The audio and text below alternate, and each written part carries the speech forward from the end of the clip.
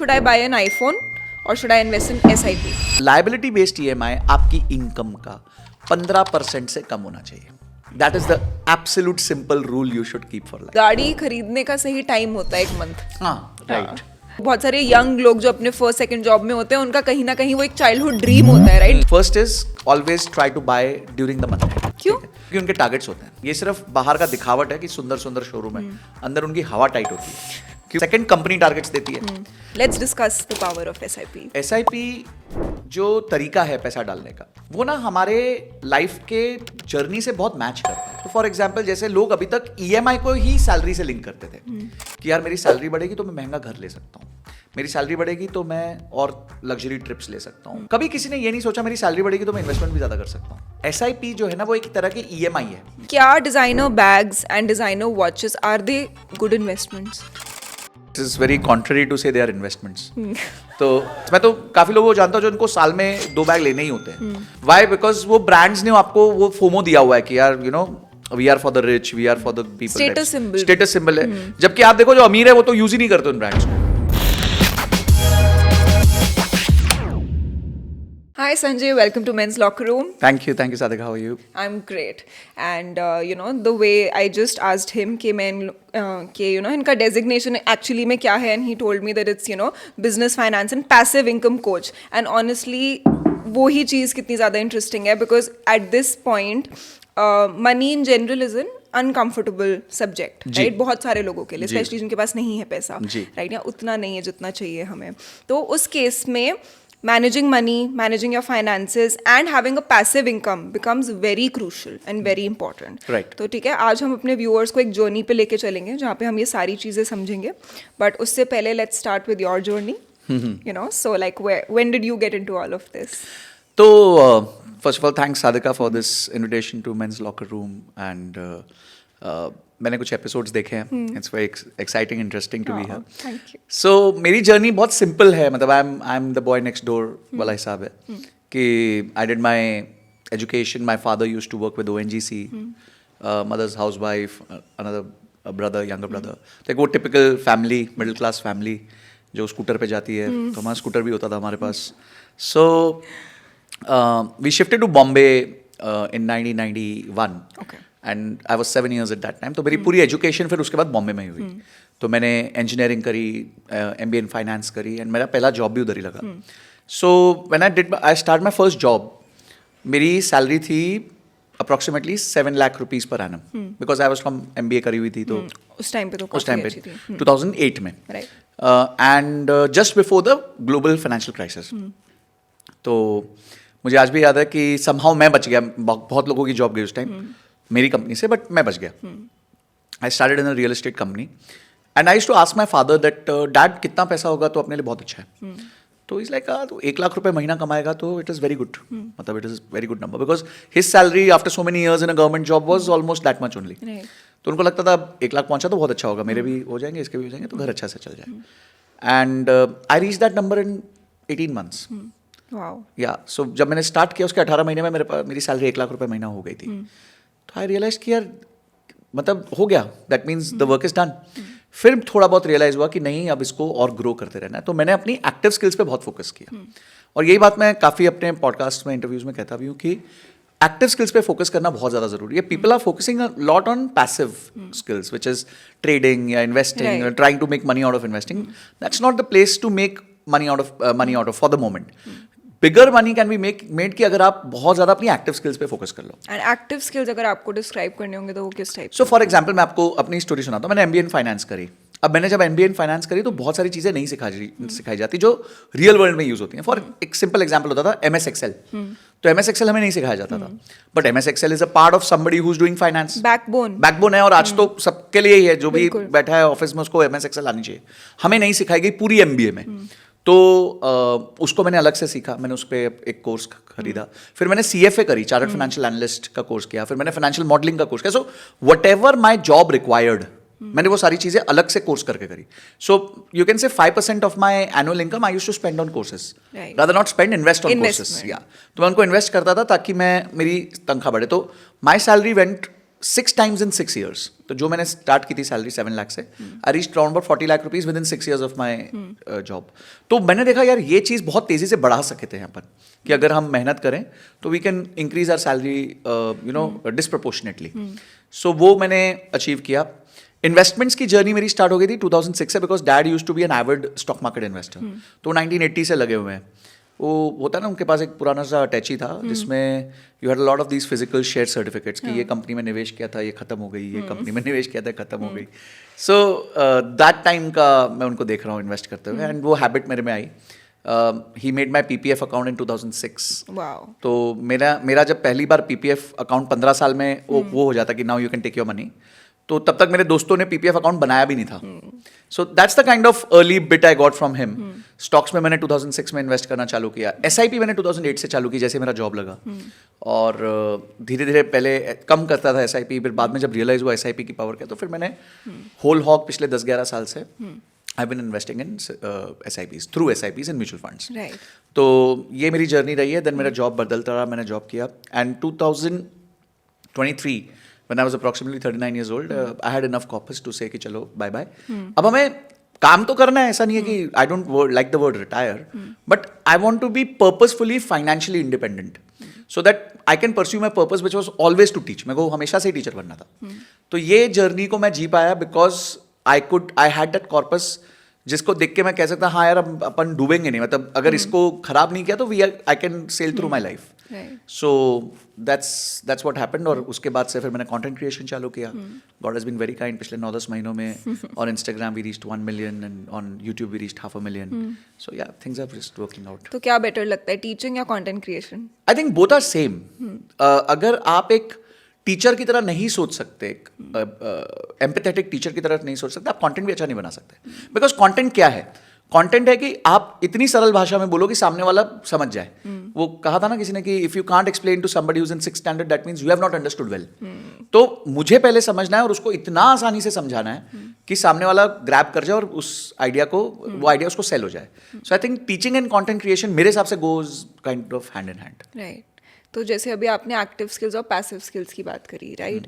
अब एक इंसान को कब रियलाइज़ होता है कि अब एक्टिव स्किल्स में मैंने प्रॉब्ली अपनी ऑनगोइंग जॉब्स में इन्वेस्ट किया, अपने स्किल्स के ऊपर इन्वेस्ट किया, राइट? कुछ टूल्स के ऊपर इन्वेस्ट किया, बट वो शिफ्ट कब आना चाहिए कि जब आप एक्टिव स्किल्स या पैसिव स्किल्स में भी इन्वेस्ट करना शुरू कर सकते हो? देखिए, पैसिव स्किल्स नहीं है. पैसिव हमें इन्वेस्टमेंट से पैसिव इनकम बनती है. See what happens is, for example मैं आपको एक क्वेश्चन पूछता हूँ. When did you start your job? I started right out of college. कितने साल हो गए? मेरे को 8 साल. 8 साल हो गए. तो मैं आपसे एक पूछता हूँ, are you a CEO in 8 years? No. No. ठीक है. You are ready to wait another 5-6 years 7 years to become a CEO, अगर समझो आप उस करियर पे जाना चाहते हो. हाँ. तो आप यानी कि एक 15 साल दोगे तब आप एक कंपनी के CEO बन सकते हो, राइट? वो भी सब लोग नहीं बनेंगे. 1 out of 100 और 1 out of 1000 will become a CEO. तो यहाँ पे जब एक आदमी अपना active career, this is your active career, you go to job every day और वर्क एवरी डे, जो भी आप करते हो. Here a person is ready to wait for 10 years, 15 years, 20 years, in some cases 30 years to become a CEO. But जब investments की बात आती है ना, उसको ओवरनाइट रिच होना है. वहाँ पे वो उसको करियर की तरह नहीं ले रहा है, वहाँ उस पर पेशेंस नहीं है, और वहाँ सबसे ज़्यादा पेशेंस चाहिए. मैं लोगों को कहता हूँ कि आप गलती ये कर रहे हो, आप एक्टिव में पैसिव हो रहे हो और पैसिव में एक्टिव हो रहे हो. तो जो आपकी एक्टिव स्किल्स है उसमें एक्टिव हो जाओ. मतलब उसमें ज़्यादा मेहनत करो, उसमें नई स्किल्स सीखो, उसमें अपने आप को इम्प्रूव करो, go and attend conferences, meet new people, make a network. That is your active work. In passive become passive. जब हम पेड़ उगाते हैं तो बीज डालने के बाद ऐसा बैठ के पूरा टाइम पानी थोड़ी देते रहते हैं. We give water whenever required, whatever time it is required, let's say 3-4 दिन बाद, 4 दिन बाद. And compounding happens through sunrays. तो सनरेज के सामने आपने रख दिया प्लांट को, अब वो कंपाउंड होकर बड़ा होगा और वो आपको फ्रूट्स देगा. Same is with investing. People are spending too much time thinking about sir कल क्या होगा, अरे सर ये ट्रम्प आ गया अब क्या होगा, मैं अपने शेयर्स बेच दूं क्या, मैं ये कर दूं क्या, मैं वो कर दूं क्या, मार्केट ऊपर जाएगी बेचूं क्या, या और खरीद लूं क्या. So I think we are just wasting too much time into this. मुझे कोई भी पूछे, लोगों को लगता है मैं बहुत बड़ा फाइनेंशियल एक्सपर्ट हूँ, आगे बोले सर आपको क्या लगता है मार्केट का, मेरे को नहीं पता. That's not my job. I don't know what will happen today tomorrow, because there are so many people. What are we for the market? Nothing. एकदम मतलब चीटी भी नहीं है. तो I think people are too much क्या कहते हैं, intervening in the passive income side, वहाँ आपको इंटरवीन नहीं करना है, वहाँ आपको एक ही चीज़ करना है, you don't have to time the market, you have to spend time in the market. जितना ज़्यादा आप मार्केट में रहोगे उतना आपका पैसा ज़्यादा कंपाउंड होगा. Nice. And compounding as a concept मेरे को बहुत ज़्यादा इंटरेस्टिंग लगती है और मेरे को लगता है कि शायद काफ़ी लोग समझ नहीं पाते. So if you have to break down this as a concept for you know people watching this, ऐसे ही एकदम जैसे आपने बोला ना कि अगर 6-year-old को समझाना है तो आप कैसे समझाओगे? चलो 6-year-old के लिए समझाते हैं. आप इसे पूछते हैं. Okay, what is 8 + 8 + 8? 3 8s are 24. 24. ठीक है. What is 8 × 8 × 8? That I wouldn't know without a calculator. Precisely that is compounding. बस यही कंपाउंडिंग, और कुछ कंपाउंडिंग नहीं है. जब हम ऐड करते हैं तो इजीली ऐड हो जाता है, पर हम मल्टीप्लाई करते हैं ना तो हमारा ब्रेन चलता ही नहीं है. We can't imagine what things can become after 10 years. जैसे बिल गेट्स कहते हैं, we overestimate what we can do in 1 year, but we grossly underestimate what we can do in 10 years. तो compounding का जो formula है ना, एक multiplication का फॉर्मूला है, और मैं आपको उसका सिंपल उदाहरण देता हूँ. Let's say you have 1 crore, example है, 1 crore in your bank account, okay, और in a mutual fund account, and it grows by 12% per annum. तो वो हर 6 साल में डबल होगा. तो वो 30 years में कितना बन जाएगा? मैथ का सिंपल क्वेश्चन है आपके लिए कि हर 6 साल में वो डबल हो रहा है, तो वो 30 years में कितना बन जाएगा? वो 30 years में 5 बार डबल होगा. It will double 5 times, because 30 divided by 6 मतलब 5 times it will go double. So what it will be? 2 × 5? No, it will be 2 raised to 5. 2 raised to the power 5. Yes, so 2 raised to power 5 is 32.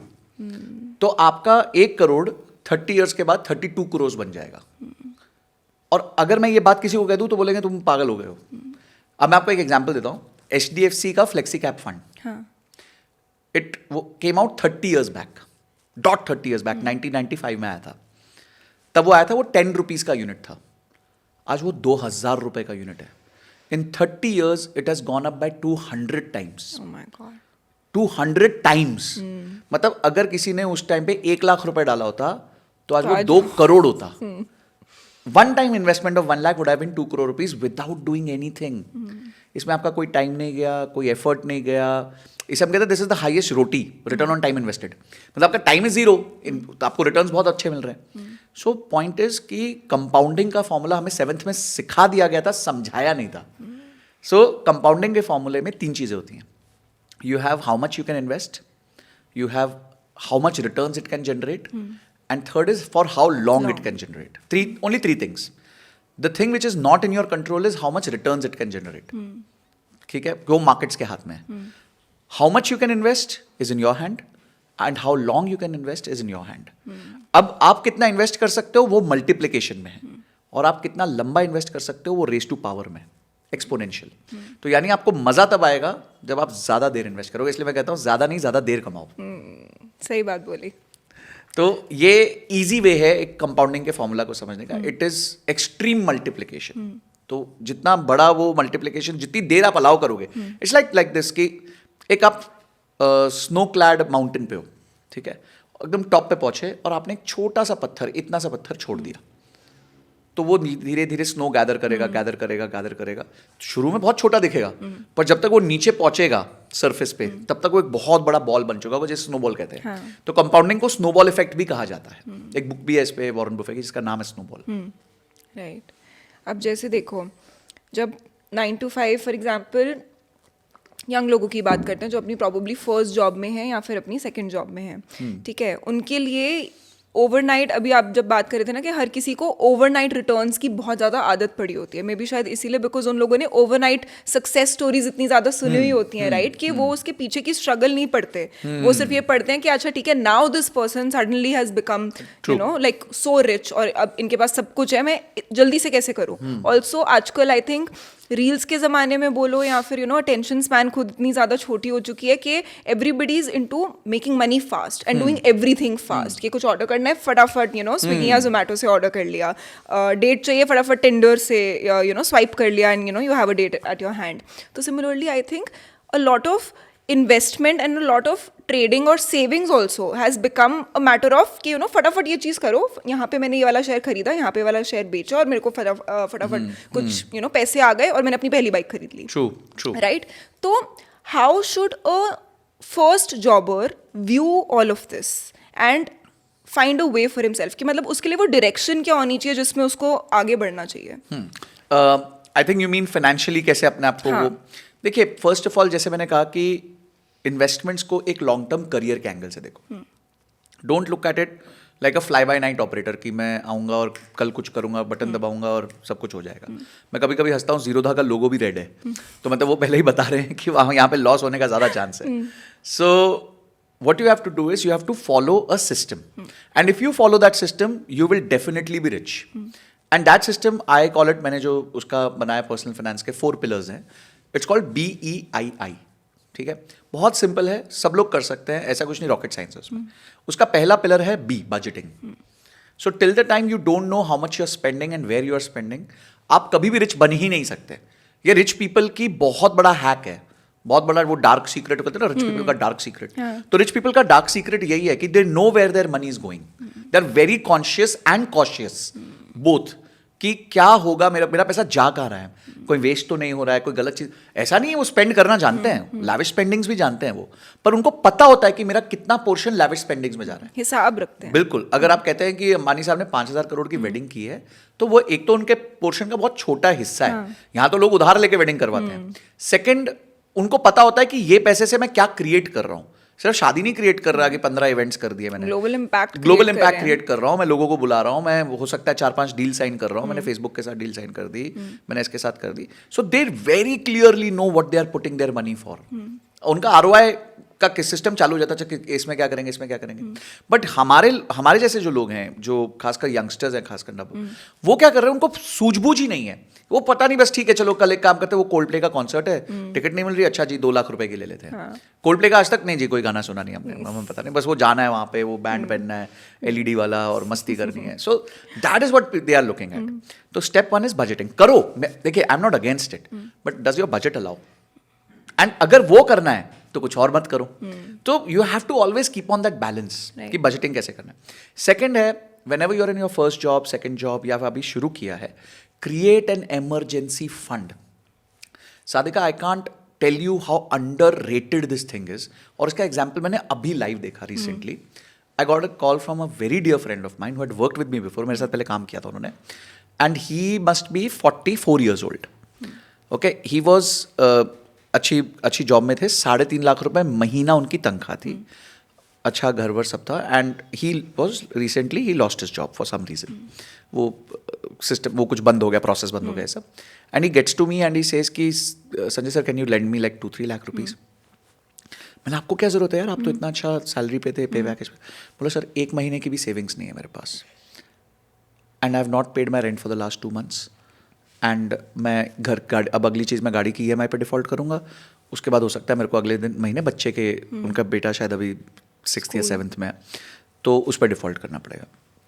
मैंने, sir आपकी salary इतनी अच्छी थी, आपके पास तो 2 साल का रनवे होना चाहिए. नहीं है. क्यों? वही अजीबोगरीब स्पेंडिंग हैबिट्स हैं. अगर 3.5 लाख रुपए कमा रहे हैं तो 1.5 लाख रुपए के घर पे रेंट पे रह रहे हैं. जब तक मतलब you could have stayed in अ 50,000, 60,000, 70,000 रुपये हाउस. तो इन्वेस्टमेंट्स करी नहीं, कोई SIP करी नहीं, कोई इमरजेंसी फंड क्रिएट नहीं किया, कुछ नहीं. Just imagine somebody at the age of 44 with a kid. अब वो समझ नहीं पा रहा है मैं करूँ क्या. He wants to borrow. तो ये इंपॉर्टेंस है इमरजेंसी फंड की. एटलीस्ट 3 महीने के खर्चे, मैं कहता हूँ minimum, ideally 6 months, if you have a family 12 months, but 3 महीने का खर्चा तो एटलीस्ट आपके पास कोई एक FD अकाउंट में होना चाहिए कि यार नहीं चलो चली गई जॉब और मेरे खर्चे महीने के 50,000 हैं, 1.5 लाख रुपए पड़े हैं, चलो हाँ कोई प्रॉब्लम नहीं. एक तो आप 50,000 के खर्चों को 30,000 कर दोगे, आपको ट्रैवल कम करना पड़ेगा, कपड़े कम लेने पड़ेंगे, you know, because you are not having a job right now. So you can maybe extend it for another month or 2, but आपके पास पैसा ही नहीं है किसी के पास. And this is the condition of 90% of corporate India. They are living paycheck to paycheck. अगर अगला पेचेक किसी का नहीं आया तो वो तो टेंशन में है कि भाई, और ये पेचेक ऐसा नहीं कि छोटे जिनकी सैलरीज है, जिनके 25-40 हज़ार 50,000 है. मैं बात कर रहा हूँ 3-3, 5-5 लाख रुपए महीने वालों की, 7-7 लाख रुपए महीने वालों की. वो लोग भी हैंड टू माउथ, वो भी हैंड टू माउथ है. तो making more money is not a guarantee कि आप जिंदगी में ज्यादा पैसे बचा पाओगे. मैंने बहुत ऐसे लोग देखे जिनकी 50,000 की तनख्वाह है बट एकदम बढ़िया चल रहे हैं, उनके राजू पास की एक तरह इमरजेंसी रहते फंड है, उनके पास उनकी इन्वेस्टमेंट्स हैं, सब कुछ है। तो इमरजेंसी फंड लाइफ का सबसे पहला पॉइंट है, फटक से क्रिएट कर दो। जितना जल्दी क्रिएट करोगे ना उतना आपके ऊपर से एक बोझ हट जाता है कि ठीक है यार, because see humans as a psychological being, अगर मैं ह्यूमंस को देखूं तो दे वांट सेफ्टी सिक्योरिटी। सबको लगता है यार सेफ्टी, आज लोग क्यों कहते हैं मेरी छत होनी चाहिए, सेफ्टी कि भाई मेरे कि पास खुद का घर होना चाहिए, खुद का घर, हाँ, just तो एक satisfaction। सिर्फ सेटिस्फैक्शन है, उसका कोई लॉजिक नहीं है, ठीक है, mathematical logic is failed, but ठीक है, और उसी वजह से घर बिकते भी हैं। सो पॉइंट इज कि आपको इमरजेंसी फंड क्रिएट करना है when you are early in your job. After that the third thing is insurance, that BEI, the first I which is insurance. Insurance में क्या करना है, अभी अगर आप यंग हो, आप पे कोई लायबिलिटी नहीं है, तो लाइफ इंश्योरेंस अगर आप थोड़ी टाइम के लिए स्किप करना चाहो तो कर सकते हो, बट हेल्थ इंश्योरेंस नहीं स्किप कर सकते। और इसमें ये नहीं है कि आपका कॉर्पोरेट ने आपको 2 लाख की लेके दे दी हेल्थ इंश्योरेंस तो आप खुश हो रहे हो, अरे वाह मेरी तो। आप एक बार हॉस्पिटल जाके देखो कभी। अभी मेरे फादर का ऑपरेशन हुआ and it was a hernia operation, it was not a very big operation and the bill was 8 lakh rupees. तो वही मैं लोगों को कहता हूँ, एक बार जरा हॉस्पिटल घुस के देखो, फिर पता चलेगा तुम्हारे को कि क्या बिल निकलते हैं। You bleed money। हाँ, मतलब पता ही नहीं चलता पैसा का। लकीली वी वर इंश्योर्ड, तो we just went in and went out, हमारे को तो कुछ देना नहीं पड़ा। बट अभी सैफ अली खान का बड़ा पॉपुलर हुआ किस्सा कि वो गए तो stab उनका हुए थे, 35-36 लाख रुपए का बिल आया, उसमें से 26-27 लाख रुपए इंश्योरेंस वालों ने दे दिए and all that things. So eight the end of the day even these superstars they understand, उनके पास तो पैसे की कमी नहीं है, फिर भी वो हेल्थ इंश्योरेंस लेते हैं कि उनको पता है कि यार कभी प्रॉब्लम हो गई तो अपने जेब से क्यों जाए, हेल्थ इंश्योरेंस वाला देगा। So I think health insurance again is very underrated. आप प्लीज़ हेल्थ इंश्योरेंस लीजिए। आज 100 में से सिर्फ 3 भारतीयों के पास हेल्थ इंश्योरेंस है, which is very painful because you are just one disease away from complete wipe out of your wealth. पूरी वेल्थ आपकी वाइप आउट हो जाएगी, जो भी है, छोटी बड़ी जो भी है, वो एक डिजीज आपकी वो लेके जा सकता है। और उसमें भी आप ये खाना पूर्ति मत कीजिए कि मैं 2 लाख के लिए लेता हूँ, 3 lakh, take a good 10 lakh रुपए का। आप यंग हो, आपको सस्ता मिल जाएगा, और उसमें फिर नो क्लेम बोनस ऐड होता रहेगा, तो आप आगे जाके you will B reasonably well covered. And last I is investments, कि भाई अब हमने सब कवर कर लिया, ओके मुझे पता है मेरा पैसा कहाँ जा रहा है, मैंने एक इमरजेंसी फंड बना लिया, मैंने इंश्योरेंसेस खरीद ली, okay now let's go investments investments investments. That's it, it's as simple as that. अगर ये आप कर लो तो आपको कोई प्रॉब्लम ही नहीं। तो फिर एक सैलरीड एम्प्लॉय का पोर्टफोलियो कैसा लगना चाहिए अगर वो अपने 4th स्टेप पे आ चुका है अब? ठीक है, तो अज्यूमिंग उसने पहले 3 स्टेप्स अचीव कर लिए, अब जो 4th स्टेप है ना, उसको इन्वेस्टमेंट्स को गोल के हिसाब से बनाना चाहिए। Sadiqa, you may think that 3 साल बाद आपको एक गाड़ी चाहिए 10 लाख रुपीज की या 15 लाख रुपीज की, अब कोई नया इलेक्ट्रिकल व्हीकल आ गया, आपको अच्छा लग रहा है, बट आज नहीं, 3 साल बाद चाहिए।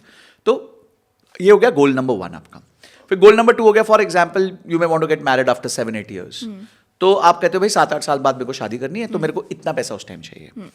Let's say 15 years down the line, 16 years down the line और 20 years down the line, you want कि मेरे किड्स के लिए एक एजुकेशन का कॉर्पस होना चाहिए, उसके बाद आपके लिए एक रिटायरमेंट का कॉर्पस होना चाहिए। लाइफ के ना बड़े इवेंट्स होते हैं, तो हर इवेंट पे एक गोल होना चाहिए और उस गोल के हिसाब से आपकी प्लानिंग होनी चाहिए।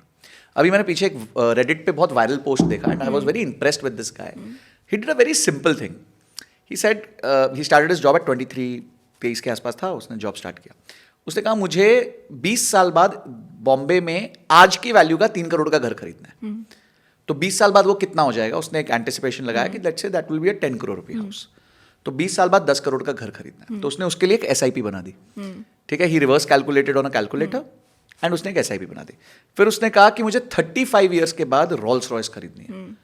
35 ईयर्स के बाद, बिकॉज इज 24, सो ठीक है 59-60 होते होते मेरे को एक रोल्स रॉयस खरीदनी है। वो रोल्स रॉयस आज कितनी है, लेट्स आज 5-6 करोड़ की है, 6-7 करोड़ की है, तब होते होते 15-20 करोड़ की हो जाएगी। ठीक है, उसके लिए मैंने एक SIP कर दी। थर्ड, मुझे एक रिटायरमेंट चाहिए जिसमें रिटायरमेंट में पास 25 करोड़ होना चाहिए। That should be also at the right time of getting my Rolls Royce. And you won't believe, then he put a step up कि हर साल मैं 6%, 7% कुछ स्टेप अप करूंगा SIP को। His starting number today was hardly 50,000 rupees, hardly 50,000 rupees. तो आज अगर आप 50,000 से भी स्टार्ट करते हो ना, अगर आप लंबा विजन रखते हो, all your goals are achievable. मैं सबको कहता हूं अगर आपकी 20,000 की सैलरी है ना और आप अपनी सैलरी ठीक से बढ़ा पाए, 40 साल में आप 100 करोड़ रुपए इकट्ठे कर सकते हो on your portfolio. That is the power of long term investing. But नहीं, सबको क्या है, overnight rich, overnight rich, overnight rich. तो आप अपने बास्केट को सिंप्लीफाई कर दो। Your basket should be goal oriented. Goal should be very smart. Smart का मतलब होता है specific, measurable and it should be time oriented. तो स्पेसिफिक है, जैसे मैंने बताया कि रिटायरमेंट चाहिए आपको, या फिर financial freedom. 20 years down the line I want 5 crore rupees for financial freedom. ये एकदम स्पेसिफिक गोल हो गया, मेजरेबल हो गया, टाइम ओरिएंटेड हो गया. अब इसके हिसाब से आप बैकवर्ड्स इन्वेस्टमेंट्स तय कर लो. And the longer your goal is, the more risk you can take. Because market में कभी फ्लक्चुएशन आ गया, कुछ हो गया, तो आप बैठ सकते हो, हाँ ठीक है यार, अभी तो गोल मेरा बहुत दूर है, मेरे को स्ट्रेस लेने की जरूरत नहीं है. सो इस तरीके से अगर आप साइंटिफिकली अपनी गोल प्लानिंग करोगे, तो आपका हर गोल अचीव होना तय है. It is written that your goal will be achieved. So it is as simple as that. But आजकल लोगों का गोल ये होता है ना कि उनको नेक्स्ट नाइकी के स्नीकर्स खरीदने हैं. जैसे बहुत मैं अभी रिसेंटली एक रील देख रही थी, और उस रील में बेसिकली ये था that should I buy an iPhone और should I invest in SIP. देखिए अगेन मैंने भी एक ऐसी रील करी थी. रील्स पे, ऐसे रील्स पे व्यूज तो बहुत आते हैं, बट मैं ना इसको भी सिंप्लीफाई करता हूँ. देखिए, if you don't live, and वो कहते हैं if live miser die rich, वैसा ना हो जाए, तो उसके लिए भी एक बैलेंस बना, हर चीज का बैलेंस बना के रखिए. There are 2 kind of EMIs people pay. One is a liability based EMI, one is an asset based EMI. इसका मतलब बड़ा सिंपल है. आप स्नीकर्स खरीदते हो, आईफोन खरीदते हो, या कुछ भी खरीदते हो जो एक कंजम्पशन है, जिसकी वैल्यू नहीं बढ़ रही है, प्योर कंजम्पशन है, तो मैं उसे कहता हूं लायबिलिटी बेस्ड EMI. समझो आपने 30,000 का स्नीकर खरीदा और आपने वो बाय नाउ पे लेटर पे ले लिया, कार्ड स्वाइप कर दिया, 6 महीने की 8 महीने की EMI कट गई. पर वो स्नीकर के भाव नहीं बढ़ रहे, 2 अभी पीछे तो पता नहीं कुछ ना कुछ हो रहा था ऐसा, बट अज्यूमिंग जूता है, जूते के भाव नहीं बढ़ेंगे, ठीक है. तो वो हो गई आपके लिए एक लायबिलिटी बेस्ड EMI. ठीक है. फिर आपने आईफोन लिया, iPhone is a liability based EMI. आपने कोई गाड़ी ली, यस, गाड़ी इज ऑल्सो, या it's a liability based EMI only, but depreciating asset है. फिर आपने कोई एक्सेसरी ले ली, कोई गुची का बैग ले लिया, कोई लुई की बेल्ट ले ली, या कोई कोच का बैग ले लिया, whatever. Special problems to females for this, I think major issues at that side. तो बट आपने ले लिया, तो that is also liability based EMI. तो लायबिलिटी बेस्ड EMI आपकी इनकम का 15% से कम होना चाहिए.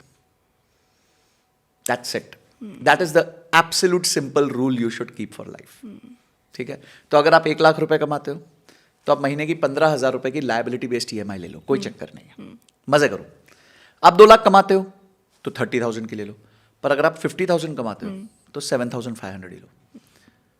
तो इसमें भी क्या कर दिया आपने, एक ऐसी चीज डाल दी कि मेरे जैसे जैसे इनकम की ग्रोथ होगी, वैसे वैसे मेरी लायबिलिटी बेस्ड EMI की ग्रोथ होगी. बट उस पे भी एक कैप होना चाहिए. देखिए, आप जब गाड़ी से जाते हैं, फॉर एग्जाम्पल गुड़गांव से जाते हैं, टोल गेट आता है, तो टोल गेट में जब पैसा डालेंगे तभी तो वो खुलेगा. तो इसी तरह लाइफ के भी टोल गेट्स होने चाहिए, कि जब मैं ये अचीव करूंगा तो मैं ये करूंगा, जब मैं ये अचीव करूंगा तो मैं ये करूंगा. तो अगर आप अपने लायबिलिटी बेस्ड EMI को 15% से कम में घुसा दें, आपको कभी लाइफ में स्ट्रेस होगा ही नहीं. It is not possible. पर प्रॉब्लम क्या है? प्रॉब्लम है जब मेरे को एक मैसेज आता है इंस्टाग्राम पे, 85,000 रुपीज सैलरी, 1,20,000 रुपीज EMI. वो प्रॉब्लम है. क्योंकि उस टाइम क्या होता है ना, आप वो डोपामीन के चक्कर में नया नई चीजें खरीद रहे हो. अच्छा, marketers are very smart, they know how to play with your brain. वो कुछ ना कुछ ऐसा मैसेजिंग दे देंगे जो आपको लगेगा कि मुझे तो करना चाहिए. जस्ट पे 99 राइट नाउ एंड उसके बाद कर दो. तो they are enabling you to buy things very in a easy manner, या फिर they are hurting your ego. कि अच्छा, आप कोई शोरूम में गए तो बोलेंगे तो नहीं, आप तो अफोर्ड ही नहीं कर सकते. बोले मैं नहीं अफोर्ड कर सकता, लाओ 4 भाइयों के क्रेडिट कार्ड, अभी सारे पैसे देता हूं मैं. वो बाद में आपके ऊपर लायबिलिटी है. एक मैंने ना बहुत इंटरेस्टिंग चीज की थी क्लास में. We were having a financial planning class. तो मैंने सबको बोला, स्टूडेंट्स को, आप एक काम करो, आप ना घर पे जाके ये चेक करो कि आपने कौन सी चीज को, चाहे आपकी शर्ट है, ट्राउजर है, जैकेट है, बेल्ट है, बैग है, कोई भी एक्सेसरी है, उसको पिछले 1 साल से हाथ नहीं लगाया. ठीक है. और मुझे बताओ, अगर आपके पास टोटल 100 यूनिट है, तो ऐसे कितने यूनिट्स है जिसको आपने पिछले 1 साल से हाथ नहीं लगाया. तो अगली बार क्लास में सब आए, तो लड़का लोग बोले 60, 65, लड़की लोग बोली 80, 85. तो मैंने बोला, अब मुझे एक और बात बताओ कि what is the probability you will touch those things again. तो अगर 1 साल से आपने कोई चीज नहीं छुई है, very rare chance. I am wearing a watch, अब मैं वही वॉच पहने जा रहा हूं, कभी स्किप मार दिया तो 2 वॉच में है. तो बाकी जो 8 ब्यूटीफुली शेल्फ में रखी हुई हैं, उनका क्या यूज रह गया. पर जब आप खरीद रहे हो तो आप तो ये सोचते ही नहीं हो, नहीं मुझे ये भी ड्रेस चाहिए, मुझे ये भी शर्ट चाहिए, मुझे ये भी ट्राउजर चाहिए. इंपल्स में इतने जल्दी आप, एंड जस्ट इमेजिन 65%, मतलब 2 out of 3 items which you own, you don't touch for even after 1 year. तो ये क्यों जरूरत थी आपको लेने की? अब आप जाओ, अपने आप को और गिल्ट दो कि इन सब का बिल जोड़ो कितना था. और जब आप वो जोड़ोगे और भी बड़ा गिल्ट आता है कि यार मैंने तो करीबन 2 लाख रुपए खोटे कर दिए, 3 लाख खोटे कर दिए. So my point is minimalistic living. I'm not saying be miser. I'm saying have rules. हम हमेशा कहते हैं spending should be rule based, investment should B ROI based. तो आप स्पेंडिंग्स के रूल बना दो, ये होगा तो करेंगे भाई. अच्छा, दूसरा, आपकी स्पेंडिंग आपके हैप्पीनेस गोल से अलाइंड होनी चाहिए. इसका मतलब क्या है? What do you like the most? Like in general in life? Like in general, let's say you'd say experiences. मैं ट्रैवल करना पसंद करती हूँ, या फिर मेरे को सर वो एनफील्ड बाइक चाहिए. Like मेरा एक स्टूडेंट आया, मेरे को बोलता है sir I want that Enfield bike, वो बुड़ बुड़ चाहिए मेरे को ना. एंड इज लाइक मेरे पास पैसे नहीं है, it's an EMI is 5,000 rupees and all. तो हम उसके साथ बैठे तो देखा नेटफ्लिक्स सब्सक्रिप्शन एंड ऑल दो subscription put together was 1,100 rupees a month. मतलब इसमें से क्या क्या नहीं देखता बता. अच्छा ये नहीं देखता, चलो हटाओ. वहाँ 700-800 रुपए बच गए. फिर रात को बैठे हैं तो वो स्विगी, हाँ प्रिसाइसली, वो जोमेटो को पता है कि भाई जगा हुआ है, स्क्रॉल कर रहा है रील्स को, जरा इसको एक मैसेज डाल के देखते हैं, देयर इज अ चांस कि ये मंगा ले रात की जो भी चाय या जो भी बेचना है उनको.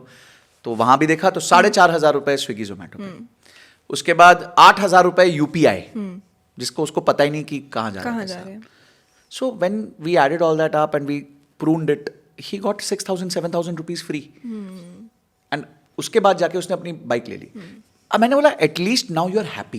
तुमने एक जो पैसा तुम्हारा कहीं गलत जगह जा रहा था, जिससे तुम्हें खुशी नहीं मिल रही थी, और तुम दुखी थे जो चीज तुम्हें करनी थी, तो वहां तुमने अपने हैप्पीनेस गोल को अपने बजट के साथ अलाइन कर दिया. कि तुम्हारा हैप्पीनेस गोल था एक बाइक, अब तुमने बाइक ले ली, very nice, be happy, at least be happy. So rules बना लो थोड़ा सा, just be conscious and cautious about money, know where your money is going. Make an emergency fund. देखिए जब आपके पास इमरजेंसी फंड आता है ना, उसके बाद आपको बहुत कॉन्फिडेंस आ जाता है, क्योंकि एक सेफ्टी नेट है आपके पास. तब जब आप, अच्छा अभी पीछे बहुत हॉरिफिक इंसिडेंट्स हुए जब कुछ बच्चों ने सुसाइड कर लिया जॉब में, अच्छी कंपनियों में काम कर रहे थे. तो why didn't they choose the statement that sir I am not able to work this much and I would like to leave. ऐसे कोई कंपल्शन तो है नहीं, ये कोई democracy, it's not an autocracy, और यहाँ पे कोई ऐसा तो है नहीं कि सर पे बंदूक लगा के काम करवा रहे हैं. बट वही ना, हालातों से मजबूर. अगर क्यों उनके पास शायद कोई इमरजेंसी फंड नहीं होगा. तो अगर इमरजेंसी फंड होता ना तो बच्चों की जिंदगी बच जाती. तो इतना इंपॉर्टेंट है इमरजेंसी फंड आज के दिन. राइट. और पता है अभी आप स्विगी जोमेटो की बात कर रहे थे, आप मानोगी नहीं, हाल ही में मैंने पता नहीं शायद लिंक्डइन पे पढ़ा था या ट्विटर पे एक पोस्ट पढ़ा था एक लड़की का, जिसमें उसने ये चीज़ मेंशन करी थी कि वो एक दिन बैठी और उसने चेक किया कि उसने कितने पैसे स्पेंड करे हैं स्विगी और जोमेटो पे. ठीक है. और क्योंकि बस उठ के जाने का मन नहीं था. मतलब मैं किराने की शॉप पे जाके वो चीज़ लेके आ सकती हूँ, बट मन नहीं था. She spend nearly 30,000 rupees. Oh Lord. 30,000 rupees on just Swiggy, Zomato for what? For Maggie or chai or chutput saman. True. And it's a shock. Like it gave me a shock to the point कि मेरे में हिम्मत नहीं थी कि मैं अपना phone निकाल के Swiggy, Zomato चेक करूँ, बिकॉज ये हरकत तो सारे लोग करते हैं. बिल्कुल सही, राइट.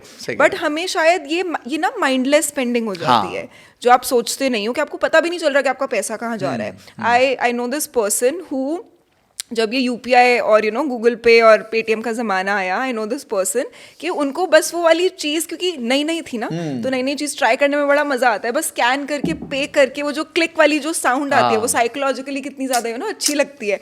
उस वजह से हर छोटी छोटी चीज़ पे नहीं मैं पे कर देता हूँ, नहीं मैं पे कर देता हूँ. So sometimes this is how you and up mindlessly spending, जहाँ पे आप सेव कर सकते हो. एब्सोल्युटली. एंड मैं इसको कहता हूँ बेसुध.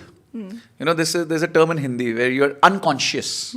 So when you're unconscious about your spends, फिर आप कुछ भी वेल्थ क्रिएट करने की जर्नी पे आप कहीं जा ही नहीं सकते. It is impossible. Right. And I think ये एक शायद रीजन हो सकता है कि लोग काफी ज्यादा डेट ट्रैप्स में फंस जाते हैं. Yes. And like I would really like to talk to you about it, because पता भी नहीं चलता कैसे शायद आपने कभी कोई क्रेडिट कार्ड लिया हो, that becomes something that ends up drying you and drying your funds out. True. Right? या फिर कोई और एक स्पेंडिंग हैबिट होती हैं कुछ लोगों की, जिसकी वजह से आप एक डेट ट्रैप में फंस जाते हो. Right. तो वो किस टाइप के होते हैं और कौन से वेज में लोग फंस जाते हैं बिना रियलाइज करे हुए कि ये जो मैं करने जा रहा हूँ ये एक डेट ट्रैप है. देखिए, न्यूक्लियर एनर्जी से एनर्जी भी बनती है और बॉम्ब भी बनता है. ठीक है. तो उसका पॉजिटिव यूज भी है और एक्सट्रीम नेगेटिव यूज भी है. तो सिमिलरली डेट है. डेट का एक पॉजिटिव यूज भी है और एक नेगेटिव यूज भी है. और इसलिए मैंने आपको डेट को 2 तरीके से बांट दिया था ईएमआई को, कि एक ईएमआई है जो लायबिलिटी ओरिएंटेड ईएमआई है और एक ईएमआई जो एसेट ओरिएंटेड ईएमआई है। एसेट ओरिएंटेड ईएमआई, अगर आप घर भी खरीद रहे हैं तो मैं उसको एक एसेट ओरिएंटेड ईएमआई मानता हूं कि एटलीस्ट कुछ क्रिएट हो रहा है, तो आपकी ईएमआई कुछ क्रिएट करने में जा रही है। Now is it a wise investment और not, that's a secondary question, but at least it is doing something positive for you.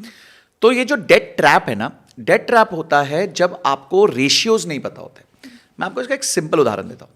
Let's say today I plan to go to the gym, ठीक है, obviously मैं नहीं जाता, दिखने से पता चल जाता होगा कि नहीं जाता, बट मैं जाता हूँ और आज मैं किसी लड़के को वहाँ देखता हूँ, you know, is well built and he wants picking up a 50 kg dumbbell, मैं जाता हूँ, मैं भी उठाऊंगा, तो मैं 50 किलो का डंबल है, ऑब्वियसली मेरी पीठ टूटेगी या मेरा हाथ टूटेगा, टैंक टूट, कुछ तो टूटेगा, ठीक है, बिकॉज मेरे में क्षमता नहीं है, ठीक है। It's not that I can not reach there, it's that today I can not reach there, मैं आज वहां नहीं हूं। तो इसे हम कहते हैं कैपेसिटी बिल्डिंग। तो जिस तरह आप जिम में जाके अपनी कैपेसिटी बिल्डिंग करते हैं, शुरू में आप पहले दिन शायद 5 किलो का डंबल उठाते हैं, फिर आगे आगे जाके धीरे धीरे डंबल्स बढ़ते हैं जितना आप ज्यादा कैपेसिटी बिल्डिंग करते हैं, उसी तरह आपका डेट का भी एक कैपेसिटी बिल्डिंग होता है। अब पहले दिन जाके ना मूर्ख की तरह एकदम बड़ा डेट मत ले लीजिए, छोटे डेट से स्टार्ट करो, learn to pay off the debt on time, फिर आप उसको थोड़ा आगे लेके जाओ और रूल्स बना लो कि भाई मैं तब उतना ही डेट लूंगा जितना मैं 15% मेरी ईएमआई होगी, तो मैं उतना डेट लूंगा, उससे ज्यादा डेट नहीं लूंगा। तो आपने रूल बना दिया, आपकी कैपेसिटी बिल्डिंग हो गई। अब आपको क्या कैपेसिटी बिल्ड करनी है? आपकी तनख्वाह 1 लाख है, अब उसको 2 लाख करो, so that your EMI can increase. Why are you increasing your EMI on the same salary? That should not be allowed, कि भाई वो मैं नहीं करूंगा, मैं सिर्फ जब मेरी तनख्वाह बढ़ेगी तो मेरा ईएमआई बढ़ेगा ऑटोमेटिकली परसेंटेज में। बाद में जाके क्या होगा, वो गैप इतना बड़ा हो जाएगा कि आपको फिर कभी भी स्ट्रेस नहीं आएगा।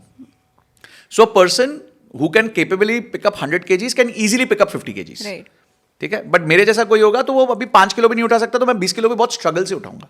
And same is your financial capacity और केपेबिलिटी बिल्डिंग। तो आप अपनी फाइनेंशियल कैपेसिटी बिल्डिंग कीजिए, रूल्स रखिए, रेशियोज रखिए लाइफ में। देखिए, आपने अभी एक नंबर दिया स्विगी पे, 30,000 रुपए खर्च कर दिए।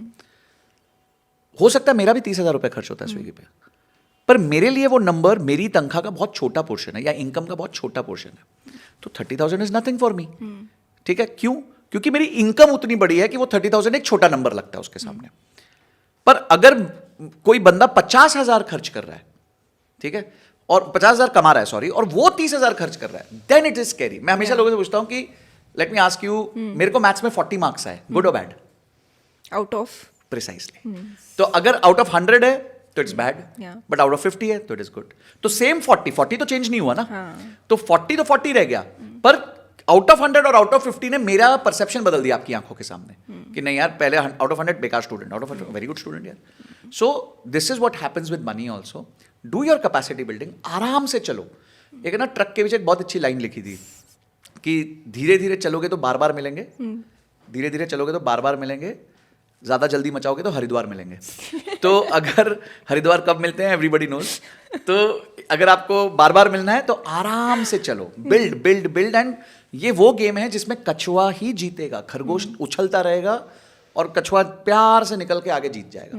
Slow and steady will win this race. The only place you should be very fast is building your active income. बस इस तरफ थोड़ा सा आराम करो पैसे के साथ, और उधर जो है तेजी से काम करो, so that your income becomes 5x 10x, जितना भी बेस बढ़ाओ। यस, इनकम बेस बढ़ा लो। राइट। अब जैसे बहुत बड़ा डिबेट चलता है क्रेडिट कार्ड्स को लेके, जी, होने चाहिए या नहीं होने चाहिए, रखने चाहिए या नहीं रखने चाहिए। Credit card is very important instrument. देखिए, मैंने क्या कहा, न्यूक्लियर बॉम्ब बना, उससे एनर्जी भी बनती है, क्लीनेस्ट एनर्जी न्यूक्लियर एनर्जी होती है। बॉम्ब भी बनता है जिससे पूरा एक सिटी, स्टेट, कंट्री को उड़ाया जा सकता है। तो अगर आप क्रेडिट कार्ड को देखें तो credit card is the start point of your credit history. जब आप फ्रेश होते हैं, आपके पास, आपने आज तक बैंकिंग नहीं करी होती, तो आपका सिबिल -1 होता है। That doesn't mean you are bad, that means the system doesn't know you.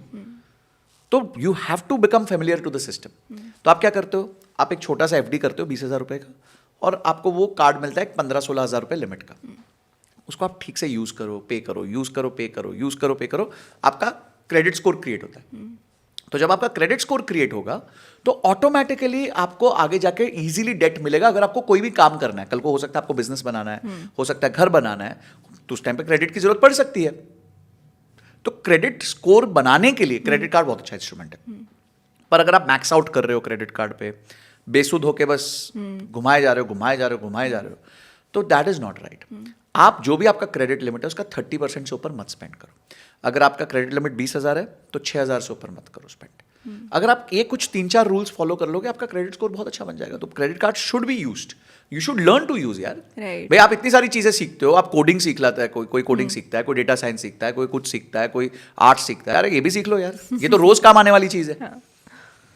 और ऐसे अगर कुछ शॉर्ट बेनिफिट्स होते हैं क्रेडिट कार्ड के जो शायद लोगों को पता भी नहीं है, इतने कॉमनली नहीं है। देखिए बहुत सारे बेनिफिट्स हैं, आपके कैशबैक रिवॉर्ड्स होते हैं, आपको उसमें अवार्ड पॉइंट्स मिलते हैं, माइल्स मिलते हैं। मैं तो बहुत यूज़ करता हूँ, 6 क्रेडिट कार्ड है, तो मैं तो लाउंज में फ्री बैठता हूँ, मतलब वो सब मजे लेता हूँ मैं पूरे उसके। So if they are ready to pay me, मेरे को क्या करना है, मेरे को तो सिर्फ टाइमली बेसिस पे पे करना है ना उनको, ठीक है, तो मैं वो कर देता हूँ, मेरे लिए कोई प्रॉब्लम नहीं है। बहुत सारी ऐप्स हैं जो आपको रिमाइंड करा देती हैं कि आपको इस टाइम पे तक भरना है, तो will do that. But my point is कि लर्न, सी फाइनेंस, हमारे प्रॉब्लम क्या है एजुकेशन सिस्टम में कि उन्होंने फाइनेंस कभी सिखाया नहीं। फाइनेंस हमारे पेरेंट्स ने कभी नहीं सिखाया। मिडिल क्लास फैमिलीज में पैसे से नहीं, बच्चे को पैसे से दूर रखो, दूर रखो, दूर रखो, तो बाद में जाके बच्चे को समझ नहीं आया कि पैसे खर्च कैसे करने। उसको एक ही चीज समझ आती है कि चिंदी रहेंगे तो पैसे बन जाएंगे। हाँ. तो वो खर्च ही नहीं कर। अच्छा, या फिर क्या होता है, 2 ट्रॉमाज होते हैं लोगों के ना, या तो अगर आपने बचपन में बिल्कुल खर्चा नहीं देखा तो बिल्कुल ही आप बन जाते हो, थ्रिफ्टी बन जाते हो, या फिर होता है यार मेरे माँ बाप ने अलाउ नहीं किया, आप देख मैं कैसे खर्च करता हूँ, तो आप दूसरी तरफ के पागल बन जाते हो। तो मतलब you will never be balanced, तो you will not be able to enjoy your life. Rules नहीं बना पाओगे आप कि मैं 15% EMI में डालूंगा, मैं ये करूंगा, मैं अपना इमरजेंसी फंड क्रिएट करूंगा, बजटिंग करूंगा, इन्वेस्टमेंट्स करूंगा। लिव अ होलसम लाइफ यार, अच्छी जिंदगी जियो, कोई प्रॉब्लम नहीं है। ऐसे मेरे को किसी ने, जब मैंने स्टार्ट किया था तो मेरे को किसी ने SIPs के बारे में तब बताया था, राइट। और उस टाइम पे जैसे अभी आपने भी थोड़ी देर पहले बोली, you did not know the power of SIPs, so let's discuss the power of SIPs। तो मैं तो जीता जाता वो हूँ, क्या कहते हैं, एग्जाम्पल हूँ SIP का, and I have seen SIPs performing so well. I think SIP जो तरीका है पैसा डालने का, वो ना हमारे लाइफ के जर्नी से बहुत मैच करता है। सो फॉर एग्जाम्पल, जैसे लोग अभी तक EMI को ही सैलरी से लिंक करते थे कि यार मेरी सैलरी बढ़ेगी तो मैं महंगा घर ले सकता हूँ, मेरी सैलरी बढ़ेगी तो मैं और लग्जरी ट्रिप्स ले सकता हूँ, मतलब लग्जरी पे स्पेंड कर सकता हूँ। कभी किसी ने ये नहीं सोचा मेरी सैलरी बढ़ेगी तो मैं इन्वेस्टमेंट भी ज़्यादा कर सकता हूँ, ये कोई नहीं सोचता, ठीक है। तो SIP जो है ना वो एक तरह की EMI है, ठीक है, पर EMI के बहुत सारे नुकसान हैं, because obviously it is a fixed liability. SIP जो है वो आपके लिए वेल्थ क्रिएट कर रही है, तो इसलिए SIP आपको एक तरीका देती है कि आपकी इनकम आई और उस इनकम में से कुछ पोर्शन आपने डाल दिया, इन्वेस्ट कर दिया अपने पर्टिकुलर गोल्स के लिए। कोई गोल हो गया 3 साल का, कोई 5 साल का, कोई 10 साल का। अच्छा, जैसे जैसे गोल अचीव होगा SIP बंद होगी, आपके पास ज्यादा पैसे बचेंगे SIP करने के लिए, आप नेक्स्ट गोल क्रिएट कर सकते हो और अपनी लाइफ को हैप्पीली जी भी सकते हो। अच्छा, मैं बहुत लोगों से मिलता हूँ जो कहते हैं सर हमने SIP की थी और सोचा था 10 लाख की गाड़ी लेंगे, तो आज हमारा 10 लाख का कॉर्पस हो गया, मतलब वेरी गुड। अब बोलते नहीं, अब हम सोच रहे हो 20 का हो जाएगा ना तब गाड़ी लेंगे। अच्छा, अब लोग, क्योंकि तुम्हारा गोल अचीव हो गया ना, नाउ लिव दैट गोल। बोले नहीं सर, अब हम 20 लाख वाली के लिए थोड़ा और SIP कर देंगे। So don't change your goal post. आपने सोचा था 10 लाख की गाड़ी लेंगे, ले लो आज 10 लाख की गाड़ी। 3 साल बाद, 4 साल बाद 20 लाख की भी ले लेना, उसके लिए अलग SIP कर दो। सो SIP आपके लिए एक माध्यम है, बिकॉज सी SIP क्या करता है, SIP is a way, you invest in mutual funds, mutual fund invest in stocks, ये होता है, यही तरीका है। अब आप और मैं रोज तो स्टॉक मार्केट के सामने बैठ नहीं सकते, ना हमारे पास नॉलेज है, ना इंफॉर्मेशन है, ना टाइम है। Just to tell you, I am a CFA, it is a degree which allows you to make investment for others. और मैं खुद की इन्वेस्टमेंट खुद नहीं करता, क्योंकि मेरा ये मेन काम नहीं है। तो मैं लोगों से यही कहता हूँ कि अगर मेरे जैसा व्यक्ति जिसका मेन काम ये है होता, मतलब as education I am qualified to do this, फिर भी मैं नहीं करता हूँ। क्यों? क्योंकि मेरा रोज का काम कुछ और है, मैं कंटेंट क्रिएट करता हूँ, कंसल्ट करता हूँ, ये सब करता हूँ। तो मैंने म्यूचुअल फंड्स में पैसा डाला हुआ है और मुझे पता है लॉन्ग टर्म में ये पैसा बना देंगे। तो आप क्यों रोज कोई पेनी स्टॉक ढूंढ रहे हो, कोई मिड कैप स्टॉक ढूंढ रहे हो, कोई स्मॉल कैप स्टॉक ढूंढ रहे हो? आप भी आराम से म्यूचुअल फंड में पैसा डालो और पैसे को ग्रो होते हुए देखते रहो। तो आराम से अपने गोल्स के अराउंड अपनी इन्वेस्टमेंट पैटर्न्स बनाइए, मंथली इन्वेस्ट कीजिए और गोल अचीव होने पे गोल को लिव कीजिए। मतलब जो भी चीज़ के लिए आपने पैसा डाला था और वो चीज़ हो चुकी है, अभी जैसे मैंने एक नंबर रखा था फाइनेंशियल इंडिपेंडेंस के लिए, जिस दिन वो हो गया मैंने फाइनेंशियल इंडिपेंडेंस ले ली। When I left my job I was at 1 crore plus salary. तो मेरे लिए तो बहुत ईजी था ना, चल एक काम करते हैं यार, 2-3 साल और काम कर लेते हैं, 2-3 करोड़ और बन जाएंगे। पर मैंने नहीं किया। मैंने बोला यार, बोला था ना कि 30-40 तक मेरे पास इतना पैसा होगा और मैं रिटायर हो जाऊंगा या मैं फ्री हो जाऊंगा। तो वो 40 की जगह 39 में हो गया, because markets were kind to me. ठीक है, तो I have to live my promise to my goal. अब मैं फ्री हुआ तो अब अपना काम चालू कर दिया. So point is SIP is the only method you should follow to invest. If you are having any other job which takes up a lot of your time, आप टाइम नहीं दे पा रहे, मेन जॉब ये नहीं है, हाँ, जो मतलब आपका मेन काम ये नहीं है, तो आप प्लीज SIPs के थ्रू, म्यूचुअल फंड्स के थ्रू निवेश करते रहिए. उससे ज़्यादा आपको कुछ करने की जरूरत नहीं है. जब आप कंपाउंडिंग की बात करते हो तो where does inflation come? Inflation तो सिट्स देयर ओनली, वहीं बैठा होता है वो, खाने के लिए हमारे पैसे. And how do you beat that? हाँ, how do we beat that is the bigger question. See, मैं बड़ा अच्छा एग्जांपल देता हूँ कि 10 साल पहले अंडे कितने के होते थे. मेरे को लगता है कि 10 साल पहले 10 रुपए के 3 अंडे मिलते थे, और अब मुझे लगता है कि 10 रुपए के आपको शायद एक ही अंडा मिलता होगा जब आप जाते हैं लेने. मिल्क का भी यही हाल है. मिल्क मेरे को लगता है 10 साल पहले वो use to be 30 rupees a litre, now it is 60 rupees a litre. तो मैं अनब्रांडेड की बात कर रहा हूँ, ब्रांडेड तो बहुत महंगे भी आने लग गए. सो आई थिंक अगर आप कोई भी चीज़ देखेंगे तो वो जनरली एक अपवर्ड ट्रैजेक्टरी में रहती है इन टर्म्स ऑफ एक्सपेंसेस. तो इसका मैं आपको एक सिंपल फॉर्मूला देता हूँ जिसे हम कहते हैं NRI. ठीक है, तो NRI means nominal real inflation. So N is equal to R+I. तो जो मैं 14% रिटर्न्स की बात करता हूँ म्यूचुअल फंड की, वो उसके नॉर्मल रिटर्न्स हैं.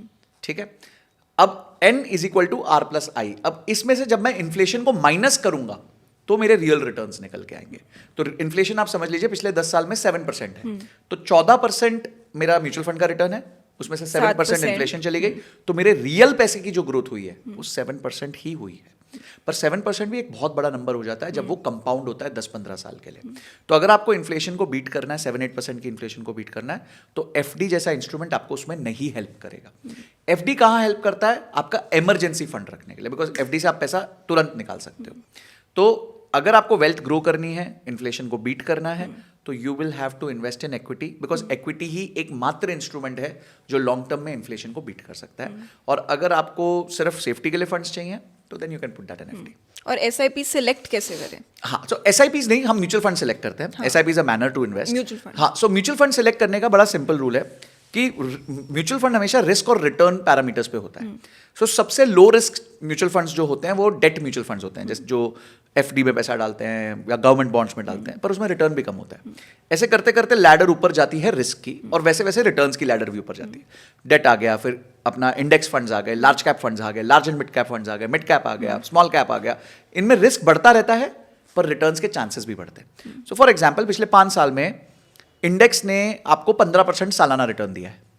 मिड कैप फंड्स ने औसतन 26-27% दिया है, which is much more than index. Small cap में तो कुछ कुछ केसेस में 32-33% भी दिया है, which is much much more. तो यानी अगर 5 साल की अवधि में आप देखेंगे तो मजेदार बात यह है कि करीबन आपको 15 से 20% ज्यादा रिटर्न मिला है आपके इंडेक्स से. क्यों? क्योंकि आपने रिस्क ज्यादा लिया. मैं आपको एक और मजेदार बात बताता हूं. अगर आप लास्ट 24 ईयर्स देखें, अगर आप 1 साल के बेसिस पे इन्वेस्ट करते हैं तो you will make money 17 out of 24 times only for 1 year. So that means there is 7 times you will lose money also. Right.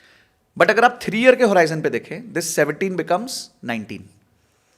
अगर आप 5 year horizon पे देखें, this becomes 21. और अगर आप इसको 10 year horizon पे देखें, it becomes 24.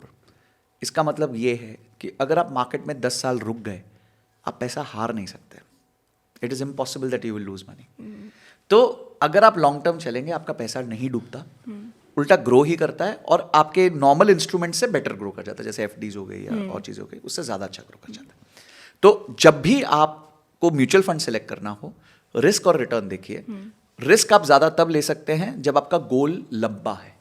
तो अगर आपका गोल 10 साल का है, 15 साल का है, तो आप मिड कैप स्मॉल कैप में डालिए पैसा. बट अगर आपका गोल 3 साल का है, 5 साल का है, तो आप इंडेक्स फंड्स में ज़्यादा डालिए. 1 साल का गोल है, 1.5 साल का गोल है, तो उसमें आप डेट फंड्स में ज़्यादा डालिए. तो इस तरीके से आप इसे हम कहते हैं एसेट एलोकेशन. तो आप आराम से एसेट एलोकेशन कीजिए, जितना अवधि ज़्यादा उतना रिस्क ज़्यादा, बस उस हिसाब से चलिए. एंड FD के अराउंड बहुत सारे मिथ्स भी हैं, राइट? क्योंकि और अब शायद ज़्यादा आ गए हैं, because you know there is more chatter about it. There are also other instruments that people have started exploring, जिसकी वजह से शायद FDs की मिथ्स ही बोलेंगे उनको, but you know like what goes around it.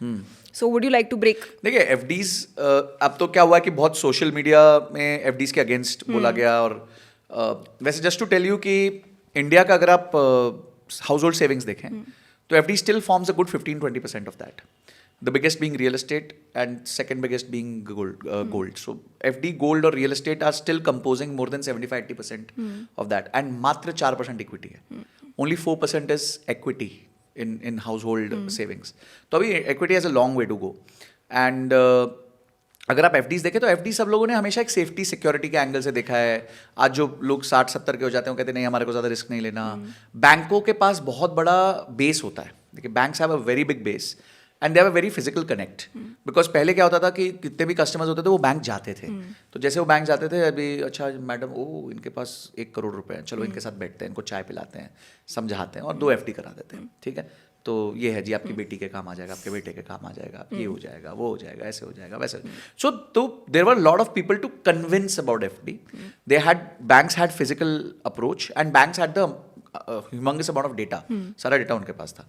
पर अब जो है धीरे धीरे म्यूचुअल फंड सही है, म्यूचुअल फंड्स की एजुकेशन, रिटर्न्स, मार्केट्स, इतना सब अच्छा हुआ है कि जो डीमैट्स पहले 2020 के पहले, कोविड के पहले सिर्फ 3 करोड़ थे, आज वो करीबन 14-15 करोड़ हो गए.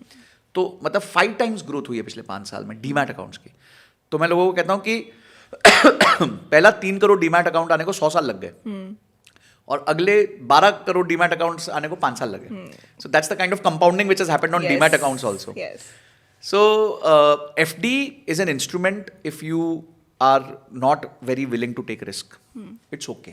कोई प्रॉब्लम नहीं, आप पे कोई स्ट्रेस नहीं है. आप रिस्क नहीं लेना चाहते, मत लीजिए. This is one question that I have to ask you. ठीक है, हाँ. क्योंकि अभी पीछे ही ना मैं ऐसे अपनी गर्लफ्रेंड्स के साथ एक डिनर पे गई हुई थी और हम कुछ बात कर रहे थे. तो somebody just started talking about designer bags and designer watches, right? So a question that really came up was कि क्या designer bags and designer watches are they good investments? देखिए, but I think it is very contrary to say they are investments. तो मैंने कहीं post पढ़ा था कि Christian Dior का बैग बनता है 4,000 रुपये में और बिकता है 2.5 लाख रुपये में. So you are paying that margin because they have given you an aspiration कि क्रिश्चियन डियोर कैरी करोगे तो blah blah blah, something like that. So I think they are not great investments first of all. Second, उनका जो vanity है वो बहुत short lived होता है. सो फॉर एग्जाम्पल, अगर कोई भी बैग लेते हो आप तो उसको आप 4 या 5 या 10 या 20 बार कैरी कर पाओगे. आम जीवन में आप कैरी नहीं कर सकते. So they are only very specific event oriented bags. और आजकल मैंने नोटिस किया कुछ लोग ऐसे सोल्यूशन भी लेके आए हैं कि you can rent a bag for those events. तो दैट इज स्टिल बेटर. मैं कहूँगा इंटेलिजेंट तरीका है भाई. अगर आपने 2.5 लाख का बैग लिया और आप उसको साल में 5 बार यूज कर रहे हो, इससे अच्छा 5,000 रुपए का रेंट देके 5 बार आप कर लो तो भी 25,000 रुपए में आपका काम हो जाएगा. So, जैसे आपने बहुत सारी चीजें, गाड़ी छोड़ के उबर कर लिया, खाना घर पे बनाना छोड़ के थोड़ा सा आपने मेड्स को बुलाने की जगह आपने स्विगी जोमेटो कर लिया. तो there are lot of things where you can do this also कि आप आउटसोर्स कर सकते हो. जैसे कि आपने रेंट पे ले लिया कोई बैग या कर लिया, तो वो बेटर रहेगा. मतलब putting money into this and putting a lot of money into this doesn't make sense. मैं तो काफी लोगों को जानता हूँ जो उनको साल में 2 बैग लेने ही होते हैं. तो नहीं, हमें तो लेने ही है. क्यों लेने? नहीं, बस लेने ही है. वाई? बिकॉज वो ब्रांड्स ने आपको वो फोमो दिया हुआ है कि यार we are for the rich, we are for the big people. Status symbol है. जबकि आप देखो जो अमीर है वो तो यूज ही नहीं करते उन ब्रांड्स को. So they don't use it for that reason. Right. See, Louis Vuitton का अगर आप कभी स्टोरी समझो, I don't know how many people know the story of Louis Vuitton. We would love to know that again. Okay, so yes. Louis Vuitton basically was a homeless guy, and he traveled somewhere around 300 days on foot to reach to Paris. उनके घर में कुछ issue हो गया था. तो वहां पे जाके उन्होंने 15-20 साल पहले एक ट्रंक मैन्युफैक्चरिंग कंपनी में काम किया. तो वहां तब तो 1800s के जमाने में तो हैंड लेबर होता था. और उनके बैग इतने वो अच्छे बनाते थे कि एक रॉयल्टी फैमिली ने उनको बोला कि आप हमारे पर्सनल बैग मैन्युफैक्चर, मतलब हमारे लिए ही बैग बनाओगे. उनके बैग्स देखे उनके फ्रेंड्स ने बोला हमारे को भी ऐसे बैग चाहिए. तो this is how Louis Vuitton came into being. But it was actually Louis Vuitton earlier was not a brand. It was for the purpose of safety, security, large carriage, easy carriage. उस purpose के लिए वो बना था. बाद में जाके वो एक ब्रांड बना है. सो आई थिंक किसी भी ब्रांड को इतना तवज्जुह देना एंड इतना बड़ा मार्जिन देना, I don't think so. It is very very intelligent.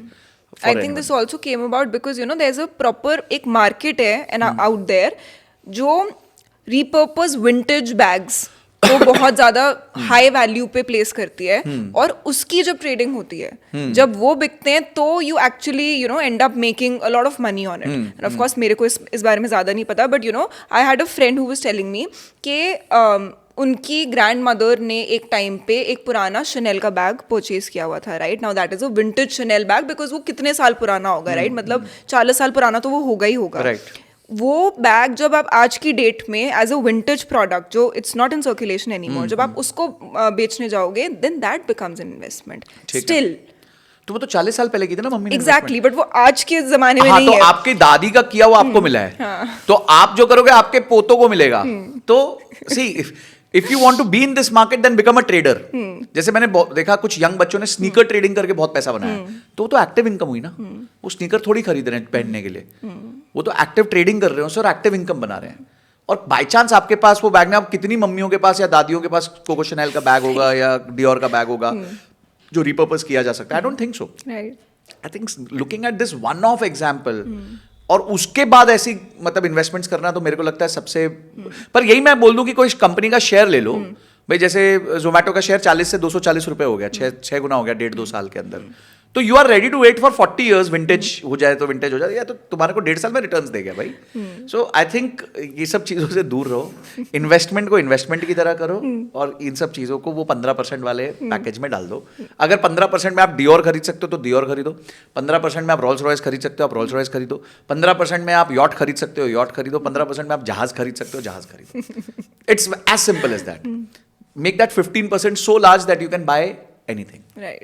Make that your goal of your life. So that's the most important thing. And you no इसी नोट पे मैंने आपकी एक रील भी देखी थी जहाँ पे यू वर टॉकिंग अबाउट कि what is better, an LV belt और a stock for the same, right? And we'd love for you to talk about that. Yesterday only this happened that one of my friend and his wife had come to meet me and हम लोग बाहर गए तो she said कि I saw that reel of yours and मेरे को बहुत guilt हुआ क्योंकि मैंने भी लुई विटॉन का बैग लिया था एंड उसके बाद उसने बताया कि you know how she had send this to so many people.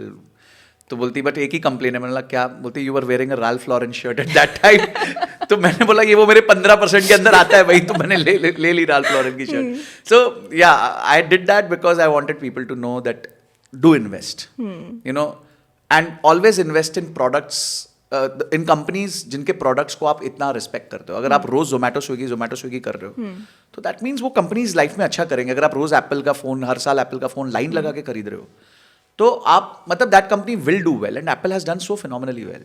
तो might as well own shares. अभी मैं आपको एक एग्जांपल देता हूँ। जैसे एक ETF होता है। So ETF basically is exchange traded fund and it allows you to even invest abroad. So एक ETF है जिसका नाम है, it's not a recommendation, I am giving an example. It's called NYSE FANG. So FANG, उस ETF में there are only 10 companies, but all of them are 10 largest technology companies of the world. Okay. Which is Apple, Google, Netflix, Amazon, Tesla, ये सब. So उसमें अगर आपने एक साल पहले पैसा डाला होता तो the 1 year return was 89%. 89% in 1 year. Oh my God. Without you doing anything. आपको कुछ करना नहीं था उसमें। तो माई पॉइंट इज कि जब आप गूगल यूज़ करते हो, जब आप एप्पल यूज़ करते हो, नेटफ्लिक्स यूज़ करते हो, तो यानी कि उन कंपनीज के शेयर प्राइस भी तो बढ़ेंगे भाई।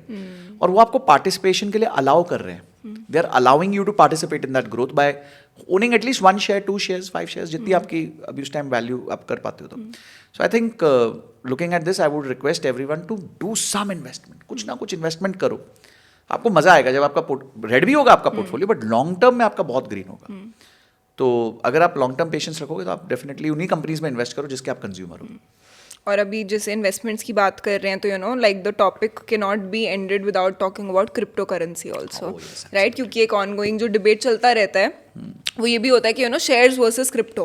What is your take on that? देखिए, why should be everything versus? Why can't be everything together? हमारी थाली, जो भारतीय थाली होती है, उसमें सब कुछ होता है। रोटी भी होती है, चावल भी होती है, दाल होती है, सब्जी होती है, मिठाई भी होती है, सब कुछ होता है। एक होलसम थाली, एक न्यूट्रिशियस थाली होती है और एक टेस्ट बड्स को टिंगल करने वाली भी थाली होती है वो। तो आपकी इन्वेस्टमेंट्स की जर्नी भी एक थाली की तरह है। तो आप वर्सेस मत करो, आप सब कुछ करो, पर एलोकेशन में करो। अब आप अगर एक थाली की बात करते हो तो उसमें मिठाई 1 या 2 हो सकती है, सब चीज़ मिठाई नहीं होगी। बाकी सब कुछ और होगा, कोई सब्जी होगी, हरी सब्जी होगी, नॉर्मल सब्जी होगी, कोई तीखी सब्जी होगी, कोई चावल होंगे, रोटी होगी। तो इसी तरह इन्वेस्टमेंट्स होती हैं। Investments is also like a thali. आपका 80% of the investment should be your standard stuff, dal, chawal, roti, sabzi, you know, all these things. And only 10 to 20% of your investments should be something like ये मिठाई, जैसे क्रिप्टो हो गया। तो अगर आप महीने का 20,000 रुपये इन्वेस्ट करते हो तो 20,000 में से 2,000 3,000 आप क्रिप्टो में डाल सकते हो। और उसमें भी जाके ना ये सब मीम कॉइन टीम कॉइन मत करो, अच्छे कॉइन्स जो हैं जैसे बिटकॉइन है, इथेरियम है, सोलाना है, जो क्रेडिबल है, बहुत टाइम से चल रहे हैं, कोई यूज केस है उनका, तो उसमें आप इन्वेस्ट कर सकते हो। अभी बिटकॉइन पीछे $70,000 से $1 लाख प्लस चला गया विद इन 2 months। सो आपको पता है कि अब डोनाल्ड ट्रंप आए हैं, उन्होंने कहा है कि मैं क्रिप्टो को सपोर्ट करूंगा, तो दैट मीन्स दुनिया का सबसे बड़ा कंट्री का प्रेसिडेंट जो है वो ये बात कह रहा है। और यूएस की सबसे बिगेस्ट गवर्नमेंट होल्डिंग्स हैं हाँ, क्रिप्टो में है। तो eight the end of the day आपको देखना पड़ेगा कि what is the world looking at. आप मानो या ना मानो, दुनिया तो मान रही है ना। पहले लोग उबर को भी नहीं मानते थे, पर फिर वो लिस्ट हो गई कंपनी, $100 बिलियन की कंपनी बन गई। इसी तरीके से क्रिप्टो में भी ये होगा, बट इसका मतलब ये नहीं है कि आप अपना घर बार बेच के, आप अपने शेयर्स बेच के, म्यूचुअल फंड्स बेच के, सब बेच के अब वो एक कॉइन ढूंढो जो कल के कल 100 टाइम्स 200 टाइम्स हो जाएगा। ये सब मत करो, थोड़ा पैसा क्रिप्टो में डालो ताकि आपको क्रिप्टो का बेनिफिट भी मिले और क्रिप्टो के बारे में सीखने भी मिले। जब आपका पैसा लग जाता है ना, तो generally you tend to read about things, थोड़ा आप अपने आप को अपडेटेड रखते हो, अच्छा क्या चल रहा है क्रिप्टो मार्केट में, क्या चल रहा है। So but it should be not more than 10 to 20% of your investment basket. तो अपनी थाली को प्रॉपरली न्यूट्रिशियसली सजाओ। और अभी जैसे काफ़ी सारे आईपीओज में लोग चाहते होते हैं, राइट, कि उनको अलॉटमेंट मिल जाए। उसका क्या तरीका होता है? पहले तो अगर आपको स्टार्ट करना है, do want to talk about the process of applying for an IPO, and then कि अलॉटमेंट कैसे पक्की करें या फिर अपने चांसेस कैसे इंक्रीज करें? देखिए, मैं आईपीओ के लिए एक बात कहता हूँ कि जो अच्छा है वो मिलेगा नहीं, जो मिलेगा वो अच्छा नहीं होगा। ठीक है, तो अगर कोई अच्छा आईपीओ आ रहा है तो very very very rare chance that you will get an allocation. और अगर मिल गया तो वो डेफिनेटली मिल ही गया, तो यानी कि वो बहुत अच्छा नहीं होने वाला है। सो मैं आईपीओ वॉर में नहीं घुसता, दो मैं बहुत सारे आईपीओ रिव्यूज करता रहता हूँ, बट मुझे लगता है कि ये विनेबल वॉर ही नहीं है और एक इन्वेस्टर को इस तरफ ज़्यादा ध्यान रहना नहीं चाहिए। क्योंकि देखिए, अब बहुत अच्छा आईपीओ होगा तो उसको एक लॉट अलॉट मिलेगा। एक लॉट कितना होता है? 15,000 रुपये का। ठीक है, 15,000 रुपये पे प्रॉफिट कितना हो जाएगा? लेट्स से 100% हो गया तो भी 15,000 का प्रॉफिट होगा। तो मतलब ऐसे कोई आप ना करोड़पति अरबपति नहीं बन जाओगे आईपीओ लिस्टिंग में कभी भी। तो मुझे लगता है कि इस मार्केट से दूर रहो, इस पे कोई फोमो रखने की जरूरत नहीं है। अगर आप देखेंगे तो 70% प्लस आईपीओ जो है अपने लिस्टिंग प्राइस से कम बंद होते हैं 1 साल के अंदर। तो look at the data, don't fall for these traps, stick to your investments through mutual funds. वो भी तो बेचारे उसी में पैसा डाल रहे हैं भाई। अगर आप अपनी म्यूचुअल फंड होल्डिंग देखोगे तो क्या है उसमें? रिलायंस मिलेगा, टीसीएस मिलेगा, इन्फोसिस मिलेगा। जहां आप डालना चाहते थे पैसा वो लोग डाल ही रहे हैं ना, तो आपको क्यों लड़ाई लड़ दी है उनके साथ? Give your money to them, they will do this. उनको तो प्री आईपीओ शेयर्स मिलते हैं, उनको सस्ते शेयर्स मिलते हैं, participate more there, that's it. I think वो पूरा फिनोमेना बहुत टेम्पटिंग होता है, राइट, कि यार अप्लाई किया, मिला या नहीं मिला। हाँ, ये वो उत्सव बनाते हैं लोग, अरे मेरे को तो आईपीओ मिल गया, आईपीओ मिल गया। फोमो है। See, this is till the time Warren Buffett बहुत अच्छी बात कहते हैं कि till the time emotions drive you, you will never be able to make money. तो अगर आप फोमो का इमोशन अपने आप को ड्राइव करने दे रहे हो कि दुनिया क्या कर रही है, दुनिया क्या सोच रही है, क्या हो रहा है, तब तक आप पैसा नहीं बना सकते। You can't make money. ठीक है, you can't make wealth. Wealth is always made in very simple manner, in very very long term. एक बार ना मैं एक बिलियनियर का एक शॉर्ट देख रहा था और उसमें मैंने एक रील भी बना दी। तो उसने ना टाइमलेस लर्निंग्स दी। बिलियनियर आदमी ऐसे सड़क पे चल रहा है टी शर्ट ट्राउजर में, और किसी ने पूछा कि व्हाट आर योर लर्निंग्स। तो उसने बड़ी सिंपल बातें बोली। बोलता है कि you have to listen to people so that you can make your product. और एक उसने बहुत अच्छी बात बोली कि stay away from the zip code of bad people. मतलब always stay away from the pin code, मतलब जहाँ पे खराब लोग रहते हैं वहाँ पे मत जाओ। तो एसोसिएशन को इम्प्रूव करना हमारे लिए ज़्यादा इंपॉर्टेंट है। और अब प्रॉब्लम ये हो गई है कि पहले एसोसिएशन बड़ी कनेक्टेड होती थी कि आप 10-20 लोगों को जानते थे। अब आप सोशल मीडिया पे इतने लोगों को देख रहे हो, तो आप किसको सुन रहे हो, क्या सुन रहे हो, क्या देख रहे हो, क्या आप फोमो में आ रहे हो, क्या वो लड़के को देख रहे हो जो मैजराती चला रहा है दुबई में और आपको बता रहा है देखो मैं रातों रात अमीर हो गया था, और वैसे वो सब भाड़े पे है, and you are just getting FOMO because of that. So you have to choose your association. Only then you will have the right kind of wealth with you. Right.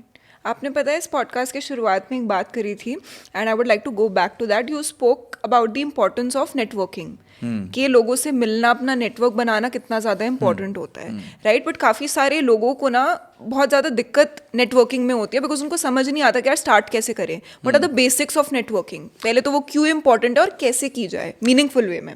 देखिए, मैं ना लाइफ को 3 फेजेस में बांटता हूँ। हम बहुत जब छोटे होंगे एज में और हमने भी जस्ट करियर स्टार्ट किया तो हम करते हैं hard work, we are very hard working. Because we don't know, हम बस घुस जाते हैं और हमारे से जो काम करवाया जाता है हम कर लेते हैं। Level two is smart work. Then you, अरे हाँ यार ये काम तो मैं ऐसे भी कर सकता था, ये तो मैं टीम में 2 लोगों को हायर करा के भी करा सकता था। And third stage of your life is network. So hard work, smart work, network. तो पहले आप हार्ड वर्क करो, ठीक है, बिकॉज क्या होता है ना, जब आप नेटवर्क करने जाओ और आप शैलो हो, आपको खुद चीज़ें नहीं आती ना, तो पीपल जिनके साथ आप नेटवर्क करना चाहते हो वो समझ जाते हैं कि ये भाई कितना पानी में। तो आपको पहले खुद काम करना है, फिर स्मार्ट वर्क, उसको हैक करना है कि जल्दी कर सको, और तीसरा फिर जाके आप नेटवर्क करो। पहले अपने आप को काबिल बनाओ।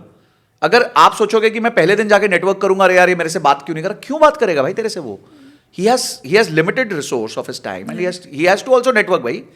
तो वो भी सोचेगा ना कि चलो 20-30% तो मैं अपने नीचे वालों से मिल लूंगा, पर मुझे भी तो 60-70% आगे जाना है। Everybody is racing, they want to punch up। तो मुझे लगता है नेटवर्क करने के लिए सबसे पहला स्टेप है अपने आप को इंप्रूव करो। सेकंड, जिससे नेटवर्क करने जा रहे हो कोल्ड मत जाओ, थोड़ा बहुत उसके बारे में समझ के जाओ। जैसे मैं जॉब इंटरव्यूज के लिए लोगों को कहता हूँ, people don't read about the company and go when they are going for a job interview. यार आप जॉब लेने जा रहे हो, उनसे पैसा लेने जा रहे हो, तो एटलीस्ट इतना तो होना चाहिए कि कंपनी का एमडी कौन है, क्या करती है, क्या काम है। बस जाके बैठ गए जैसे कॉलेज में कैंपस में, अच्छा यार ये कंपनी में जाना है, क्या कर, अच्छा तू घुस जा बस अंदर। So read about the company, read about the person जिसको आप you know you are networking with them, आपका कोई नीड है उनसे, उसके मजे की कोई बात कहो कि I read your post, I liked it a lot sir. तो इस तरीके से होता है, because network is not about asking first, network is about giving, कि आप उसके साथ कैसे रिलेशनशिप एस्टैब्लिश करते हो। एंड थर्ड इज कि अगर आपका 100 यूनिट्स ऑफ नेटवर्किंग है ना, तो 80 units should not B about asking कि सर मेरे लिए ये कर दीजिए, मेरे लिए वो कर दीजिए। Only 20 units should be about asking. बाकी only time you have to think how can I be beneficial to that person. सिर्फ नेटवर्किंग को लोग थोड़ा गलत लेते हैं, वो ये सोचते हैं कि मैं इससे कैसे निकाल लूँ। आप ये सोचो कि मैं इसकी लाइफ में क्या वैल्यू ऐड कर सकता हूँ, क्योंकि आप अपने से ऊपर वाले से नेटवर्क करने जा रहे हो, ठीक है, तो उसकी भी लाइफ में कोई ना कोई प्रॉब्लम होगी। ऐसा नहीं है किसी को प्रॉब्लम नहीं है, हर जन को कोई ना कोई प्रॉब्लम है। तो अगर आप उसकी प्रॉब्लम आइडेंटिफाई करके उसको बताओ कि सर मैं आपकी यहाँ हेल्प कर सकता हूँ, वो आपके साथ खड़ा हो जाएगा बाकी सबको छोड़ के। एक दिन मेरे को एक ईमेल आया, यंग लड़का 22 years old, he messaged me, sir I really like your content, I love it, I see this, give me a meeting of 1 hour, I'll tell you how to move to 1 million followers। oh। अब सोचो इस बंदे को मैं time दूंगा कि नहीं दूंगा? बिल्कुल दोगे। तो बस वो आया मेरे साथ बैठा, मेरे को उसने पूरा प्लान समझाया कि वो क्या करेगा क्या नहीं करेगा, and today he is my social media head. So उसने मेरी लाइफ में वैल्यू ऐड करने की बात की, ठीक है, तो वो मेरे तक आ सका। एक ईमेल मैंने पढ़ा, ऐसे मेरे को बहुत ईमेल्स आते हैं, ठीक है, बट उसने मेरे को जिस तरीके से क्लियर इंस्ट्रक्शन दिया कि sir I will help you to take you to 1 million, तब मेरे शायद 2 लाख 3 लाख फॉलोअर्स थे इंस्टाग्राम पे। So my point is, networking doesn't mean sucking out, taking from people. It also means giving to people. उसकी कोई problem solve करो, वो आपके लिए बहुत कुछ कर देगा। Simple value addition. बिल्कुल। मैं मेरी लाइफ में ना 4 वर्ड्स को मैं बहुत तवज्जो देता हूँ, वो है क्रिएट वैल्यू, शेयर वैल्यू। जब तक आप वैल्यू क्रिएट नहीं करते ना, तब तक आप वैल्यू शेयर करने का अधिकार नहीं रखते हो। अगर आप बिना क्रिएट करे वैल्यू लेने की कोशिश करोगे तो उसे मैं चोरी कहता हूँ। आप वैल्यू क्रिएट करो, उसके बाद शेयर करो, कोई प्रॉब्लम नहीं। Everybody is happy sharing value, अगर आपने उनके लिए कुछ क्रिएट किया तो। ऐसे आपने एक और एक रील शेयर करी थी कुछ टाइम पहले जो बहुत ज़्यादा इंटरेस्टिंग थी। उसमें आप बता रहे थे कि गाड़ी खरीदने का सही टाइम होता है 1 month में। हाँ, राइट। एंड बहुत सारे लोग, बहुत सारे यंग लोग जो अपने फर्स्ट सेकंड जॉब में होते हैं, उनका कहीं ना कहीं वो एक चाइल्डहुड ड्रीम होता है, राइट? जब से वो बच्चे होते हैं कि यार अपनी पहली गाड़ी खरीदनी है, तो उनके लिए this will come as the best hack. देखिए, गाड़ी खरीदना तो हर चीज़ का हैक है। मैं ये सोचता हूँ, लोगों को बोलता हूँ कि भाई तुम टमाटर खरीदने जाते हो ना, तो 80 रुपये वो बोलता है, तुम 60 रुपये बोल देते हो और हैगल करते हो 15-20 मिनट, और फिर जाके वो 60, 65, 70 रुपये में टमाटर खरीदते हो। यहाँ तुम 10 लाख की गाड़ी खरीद रहे हो, 20 लाख की गाड़ी खरीद रहे हो, क्यों नहीं हैगल कर रहे? यहाँ तो बचेगा तो सीधा 50,000 बच जाएगा। शर्म आती है ना? हाँ, शर्म आती है। हाँ तो हाँ, वो ओके, वो बनाते हैं ऐसे ना कि आप जाके हैगल नहीं कर सकते, तो हम तो डाउन राइट हैगल करते हैं वहाँ जाके। तो first is always try to buy during the month end. क्यों? क्योंकि उनके टारगेट्स होते हैं, हर डीलरशिप के टारगेट्स होते हैं। आपको मैं बताता हूँ, डीलरशिप पे ना बहुत प्रेशर होता है। ये सिर्फ बाहर का दिखावट है कि सुंदर सुंदर शोरूम है, अंदर उनकी हवा टाइट होती है, क्योंकि उनकी जितनी भी इन्वेंट्री होती है उसमें से 75% लोन पे होती है। तो अगर उनके पास 10 करोड़ की गाड़ी पड़ी है तो उन पे 7.5 करोड़ का लोन होता है और 2.5 करोड़ खुद का लगा होता है। तो एक तरीके से सारा ही पैसा मतलब लगा हुआ होता है, खुद का नहीं है खुद। हाँ, तो बहुत टेंशन रहती है उनको कि भाई निकलना चाहिए, एक टारगेट होता है। सेकंड, कंपनी टारगेट्स देती है। अच्छा, कंपनी टारगेट्स क्या करती है कि बोलती है अगर आप इतनी गाड़ी बेचोगे तो हम आपको एक 2 लाख 3 लाख ज्यादा दे देंगे, ऐसा कुछ कर देंगे। तो कभी कभी क्या होता है, आपकी वो गाड़ी निकलती है जो उसका वो टारगेट कंप्लीट कराने वाली है, जिसमें उसको 3 लाख बनने वाला है, तो आपको कहता है सर एक काम करो, आप 1.5 लाख का डिस्काउंट ले लो, जबकि उसको कमीशन मिलनी क्योंकि होती वहां है। उसको 3 लाख मिलने वाले हैं, तो वो सोचता है यार इसको 1.5 लाख दो, एक गाड़ी का काउंट बढ़ जाएगा और मैं 3 लाख वहां कमा लूंगा, तो मेरे तो नेट प्रॉफिट फिर भी 1.5 लाख रुपए हो जाएगा। तीसरा, जब भी जाओ उसको बोलो कि मैं आपको कैश डाउन दूंगा आज, चाहे आप पीछे से लोन का व्यवस्था करके जाओ, पर उसको बोलो कि मैं कैश डाउन आज दूंगा, आज का रेट बताओ कि कितना होगा। चौथा, अगर आपको बहुत ज्यादा फिनिकी नहीं हो चीजों को लेके, तो आप पिछले साल का मॉडल ले लो, तो उसमें तो आपको बहुत जबरदस्त डिस्काउंट मिलता है। ठीक है, तो थोड़ा आप वहां पे कर सकते हो कि मैं पिछले साल का मॉडल ले लूंगा, तो इट्स ओके, कोई फर्क नहीं पड़ता बहुत ज्यादा उसमें। अगर आपको लंबे समय के लिए गाड़ी चाहिए, 5-6 साल के लिए चाहिए, तो अगर आप ये बेसिक स्टेप्स कर लोगे ना, उतने में ही मुझे लगता है आपकी गाड़ी में, अगर स्टैंडर्ड व्यक्ति को वो गाड़ी 10 लाख की मिल रही है, तो शायद आपको 9-9.25 लाख की मिलेगी, which will be a hefty good 7-8-10% savings बिल्कुल, on it's such a a big good amount. deal on road. Yes, and there are certain credit cards which allow you to pay for a car. तो उसके अगर आप पे कर लो और immediately credit card का bill भर दो, ताकि आपका ओवर कंजम्पशन ना दिखे क्रेडिट कार्ड पे, तो आपको 2% 1% का कैशबैक भी मिल जाएगा, तो वो अलग से फिर से आपके पास एक डिस्काउंट हो गया। तो इसमें ना एकदम पूरे बनिया बन जाओ, because I think at the end of the day everybody deserves to be a bania on this. बहुत बड़ा सेविंग है ना, 50-60-70 हज़ार रुपए का सेविंग है, और आप उसकी हो सकता है आगे जाके EMIs दोगे तो एक आधी 2 EMI आपकी फ्री हो गई। So think of it in that manner. So ये हैक्स हैं जिससे आप गाड़ी सस्ती ले सकते हो। ऐसे और कोई चीजें होती हैं जिसको specific time of the month में लेना चाहिए? जैसे एक तो एक कार का आपने बताया, but have you experience in your own life या फिर आसपास सुनने में कि यार ये वाली चीज महीने में इस टाइम पे लेनी चाहिए, साल में इस टाइम पे लेनी चाहिए? बहुत सिंपल है, गर्मियों में सर्दियों की चीजें खरीदो, सर्दियों में गर्मियों की चीजें खरीदो, बस। आपको एसी खरीदना है, आज खरीदो, नवंबर में, जनवरी में, क्योंकि जैसे ही गर्मी आ जाएगी आपको एसी सस्ता नहीं मिलेगा, और जब गर्मियां आ जाए तो आप विंटर के क्लोथ जाके खरीद लो, क्योंकि उस टाइम उनके वो नहीं बिक रहे होंगे। तो आई थिंक गर्मियों में सर्दी खरीद लो, सर्दियों में गर्मी खरीद लो, you will be at least saving on 15-20% of your costs. और आपको चाहिए ही, दोनों चाहिए, ठीक है, थोड़ा पहले खरीद लिया आपने 2 महीने 4 महीने, इट्स ओके, हो जाता है। तो ये एक तरीका है इसको हैक करने का। ये सही बोला आपने, वो बनिया मेंटालिटी, या फिर जैसे गुजरातीज के लिए बोलते हैं दैट अगर पैसा बनाना सीखना है तो शायद गुजराती से सीखना चाहिए। नहीं, देखिए, मैं जो भी पैसे को, देखिए आपको क्या था ना, आपके साथ लोग कैसा व्यवहार करते हैं ना, वो आप ही के ऊपर डिपेंड करता है। तो अगर आप ही स्पेंड थ्रिफ्ट हो तो लोग बोलेंगे यार इसको काटो, क्योंकि तो स्पेंड थ्रिफ्ट है, इसको पता ही नहीं है। पर आपको अगर पता है कि आपने, मैं सबको एक रेकमेंड करूंगा चीज देखने को, वो है the one idiot. There's a series on YouTube. It's called The One Idiot. Everybody should look at it. एक बार थोड़ा 30 मिनट्स उसका पहला एक ही एपिसोड देख लो, 30 मिनट्स का देख लो, आपको लाइफ का पूरा कंसेप्ट क्लैरिटी हो जाएगा कि पैसे वाले लोग कैसे काम करते हैं और कैसे दिखते हैं। और ये मैंने देखा है जब मैं बॉम्बे जाता हूँ और साउथ बॉम्बे जाता हूँ। मैं जब साउथ दिल्ली होता हूँ तो मैं अलग दृश्य देखता हूँ, और जब साउथ बॉम्बे होता हूँ तो बड़ा ही अलग दृश्य देखता हूँ। क्या है अलग अलग दृश्य? तो साउथ बॉम्बे के रिच जो हैं वो आपको टी शर्ट, बमूडा, चप्पल, वेरी सिंपल, नो हो हल्ला, कुछ नहीं। पर जब आप साउथ दिल्ली जाओगे, ओ लॉर्ड, बाप रे, you would see best of the biggest cars, और अलग ही लेवल के कपड़े, ये शनेल वनेल का बैग, और जब बालमन की टी शर्ट्स और ये सब। एंड वहां जाते हैं और वो उन लोगों के पास वेल्थ ज्यादा है साउथ बॉम्बे वालों के पास, बिकॉज साउथ दिल्ली में तो मैं फिर भी कहता हूँ घर बहुत सस्ते मिलते हैं, साउथ बॉम्बे में तो यू कांट अफोर्ड, इतने बड़े महंगे घर होते हैं। सो आई थिंक वो मेंटालिटी का फर्क है उनकी, बहुत सिंपल चलते हैं वहाँ पे लोग, बहुत ईजी है, कोई जज नहीं कर रहा होता एक दूसरे को, यार इसके पास इतना पैसा फिर भी ऐसे देखो चप्पल वप्पल में आ गया। सो आई थिंक वो एक बहुत फर्क पड़ता है। एंड जैसे अभी आपने बोला कि गुजरातीज हो गए या कोई भी कम्युनिटी हो गई स्पेसिफिकली, तो उस कम्युनिटी के साथ जब भी कोई डील करता है ना, बहुत कॉशियस हो जाता है, उनको पता होता है ये बहुत स्मार्ट है, तो they have created that reputation for themselves कि उनको कोई पागल नहीं बना उनको, हाँ, काट के नहीं, जैसे हम कहते हैं काट के नहीं जा सकता। हाँ हाँ, राइट। एंड लाइक हमने आज काफ़ी सारी चीज़ें आपसे समझी, हमने काफ़ी सारी नई नई चीज़ें आपसे सीखी, हमें हैक्स भी बहुत सारे पता लगे। बट एक प्रॉब्लम है जो बहुत सारे लोगों को प्लेग करती है, स्पेशली सैलरीड लोगों को, है वो है टैक्स, है ना। वो दर्द, दुख, पीड़ा वो एक अलग लेवल की है।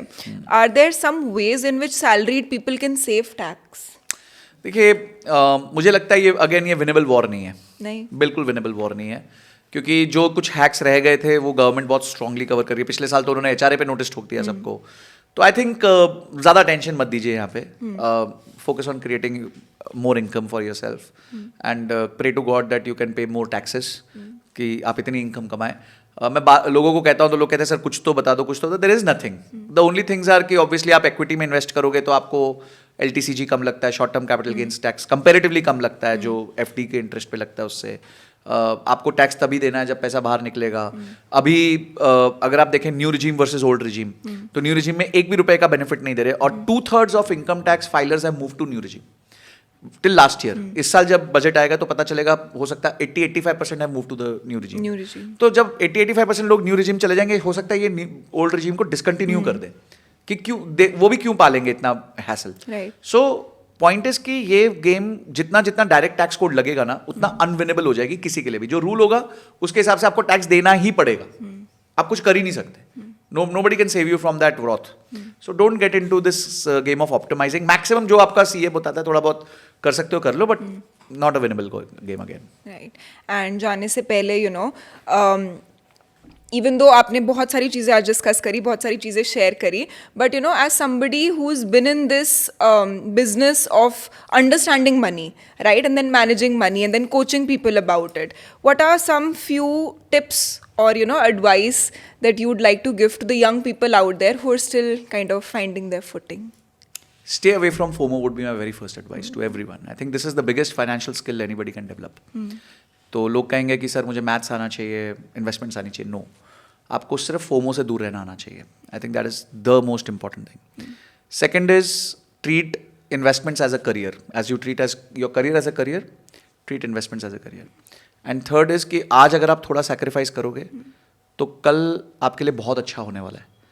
And today when I see myself and I compare it with God's grace to my friends, तो मुझे रियलाइज़ होता है कि यार ये आज भी 17-18 साल बाद they have not been able to find their financial freedom. They're still struggling to pay off their bills, living paycheck to paycheck. And maybe I got out of that rat race because मैंने थोड़ा सा उस time compromise कर लिया. जब मैं Mercedes खरीद सकता था मैंने होंडा सिटी खरीद ली. जब वो होंडा सिटी खरीद सकते थे उन्होंने मर्सिडीज़ खरीद ली. तो इतना ही फ़र्क था, बस बहुत ज़्यादा फ़र्क नहीं था लाइफ में. और थोड़ा लग्जरीज पे कंट्रोल रखा, रूल बेस्ड स्पेंडिंग करी, इन्वेस्टमेंट्स रेगुलर करी. तो बस इतना ही किया है. बहुत सिंपल चीज़ें की हैं मैंने कोई बहुत ज़्यादा ऐसा नहीं कहूँगा कि मैंने कोई माइनिंग करी और मुझे सोना प्राप्त हो गया और मेरे वो सोने की वजह से मैं इतना अमीर बन गया. No, I am just a salaried person who kept his job for 16-18 years, kept investing, stayed below my means, and today I'm financially free. So बस इतना ही करना है और कुछ नहीं. As simple as that. एक ऑथर ने बोला था एक टाइम पे, एंड मुझे बहुत अच्छी लगती है वो लाइन कि simple is profound. Yes, simple is very profound. Yes. And boring makes money. Yeah, so boring things do make money. Interesting things take away money from you. Agreed. But I really hope कि ये podcast लोगों को interesting लगा होगा, and it did not take away, but it gave them something to hold on Yes, to. I hope so. Thank you so much. Yes, thank you so much, Sanjay. It was lovely talking to you. Lovely talking to you, Sadhika. Thank you so much. Thank you.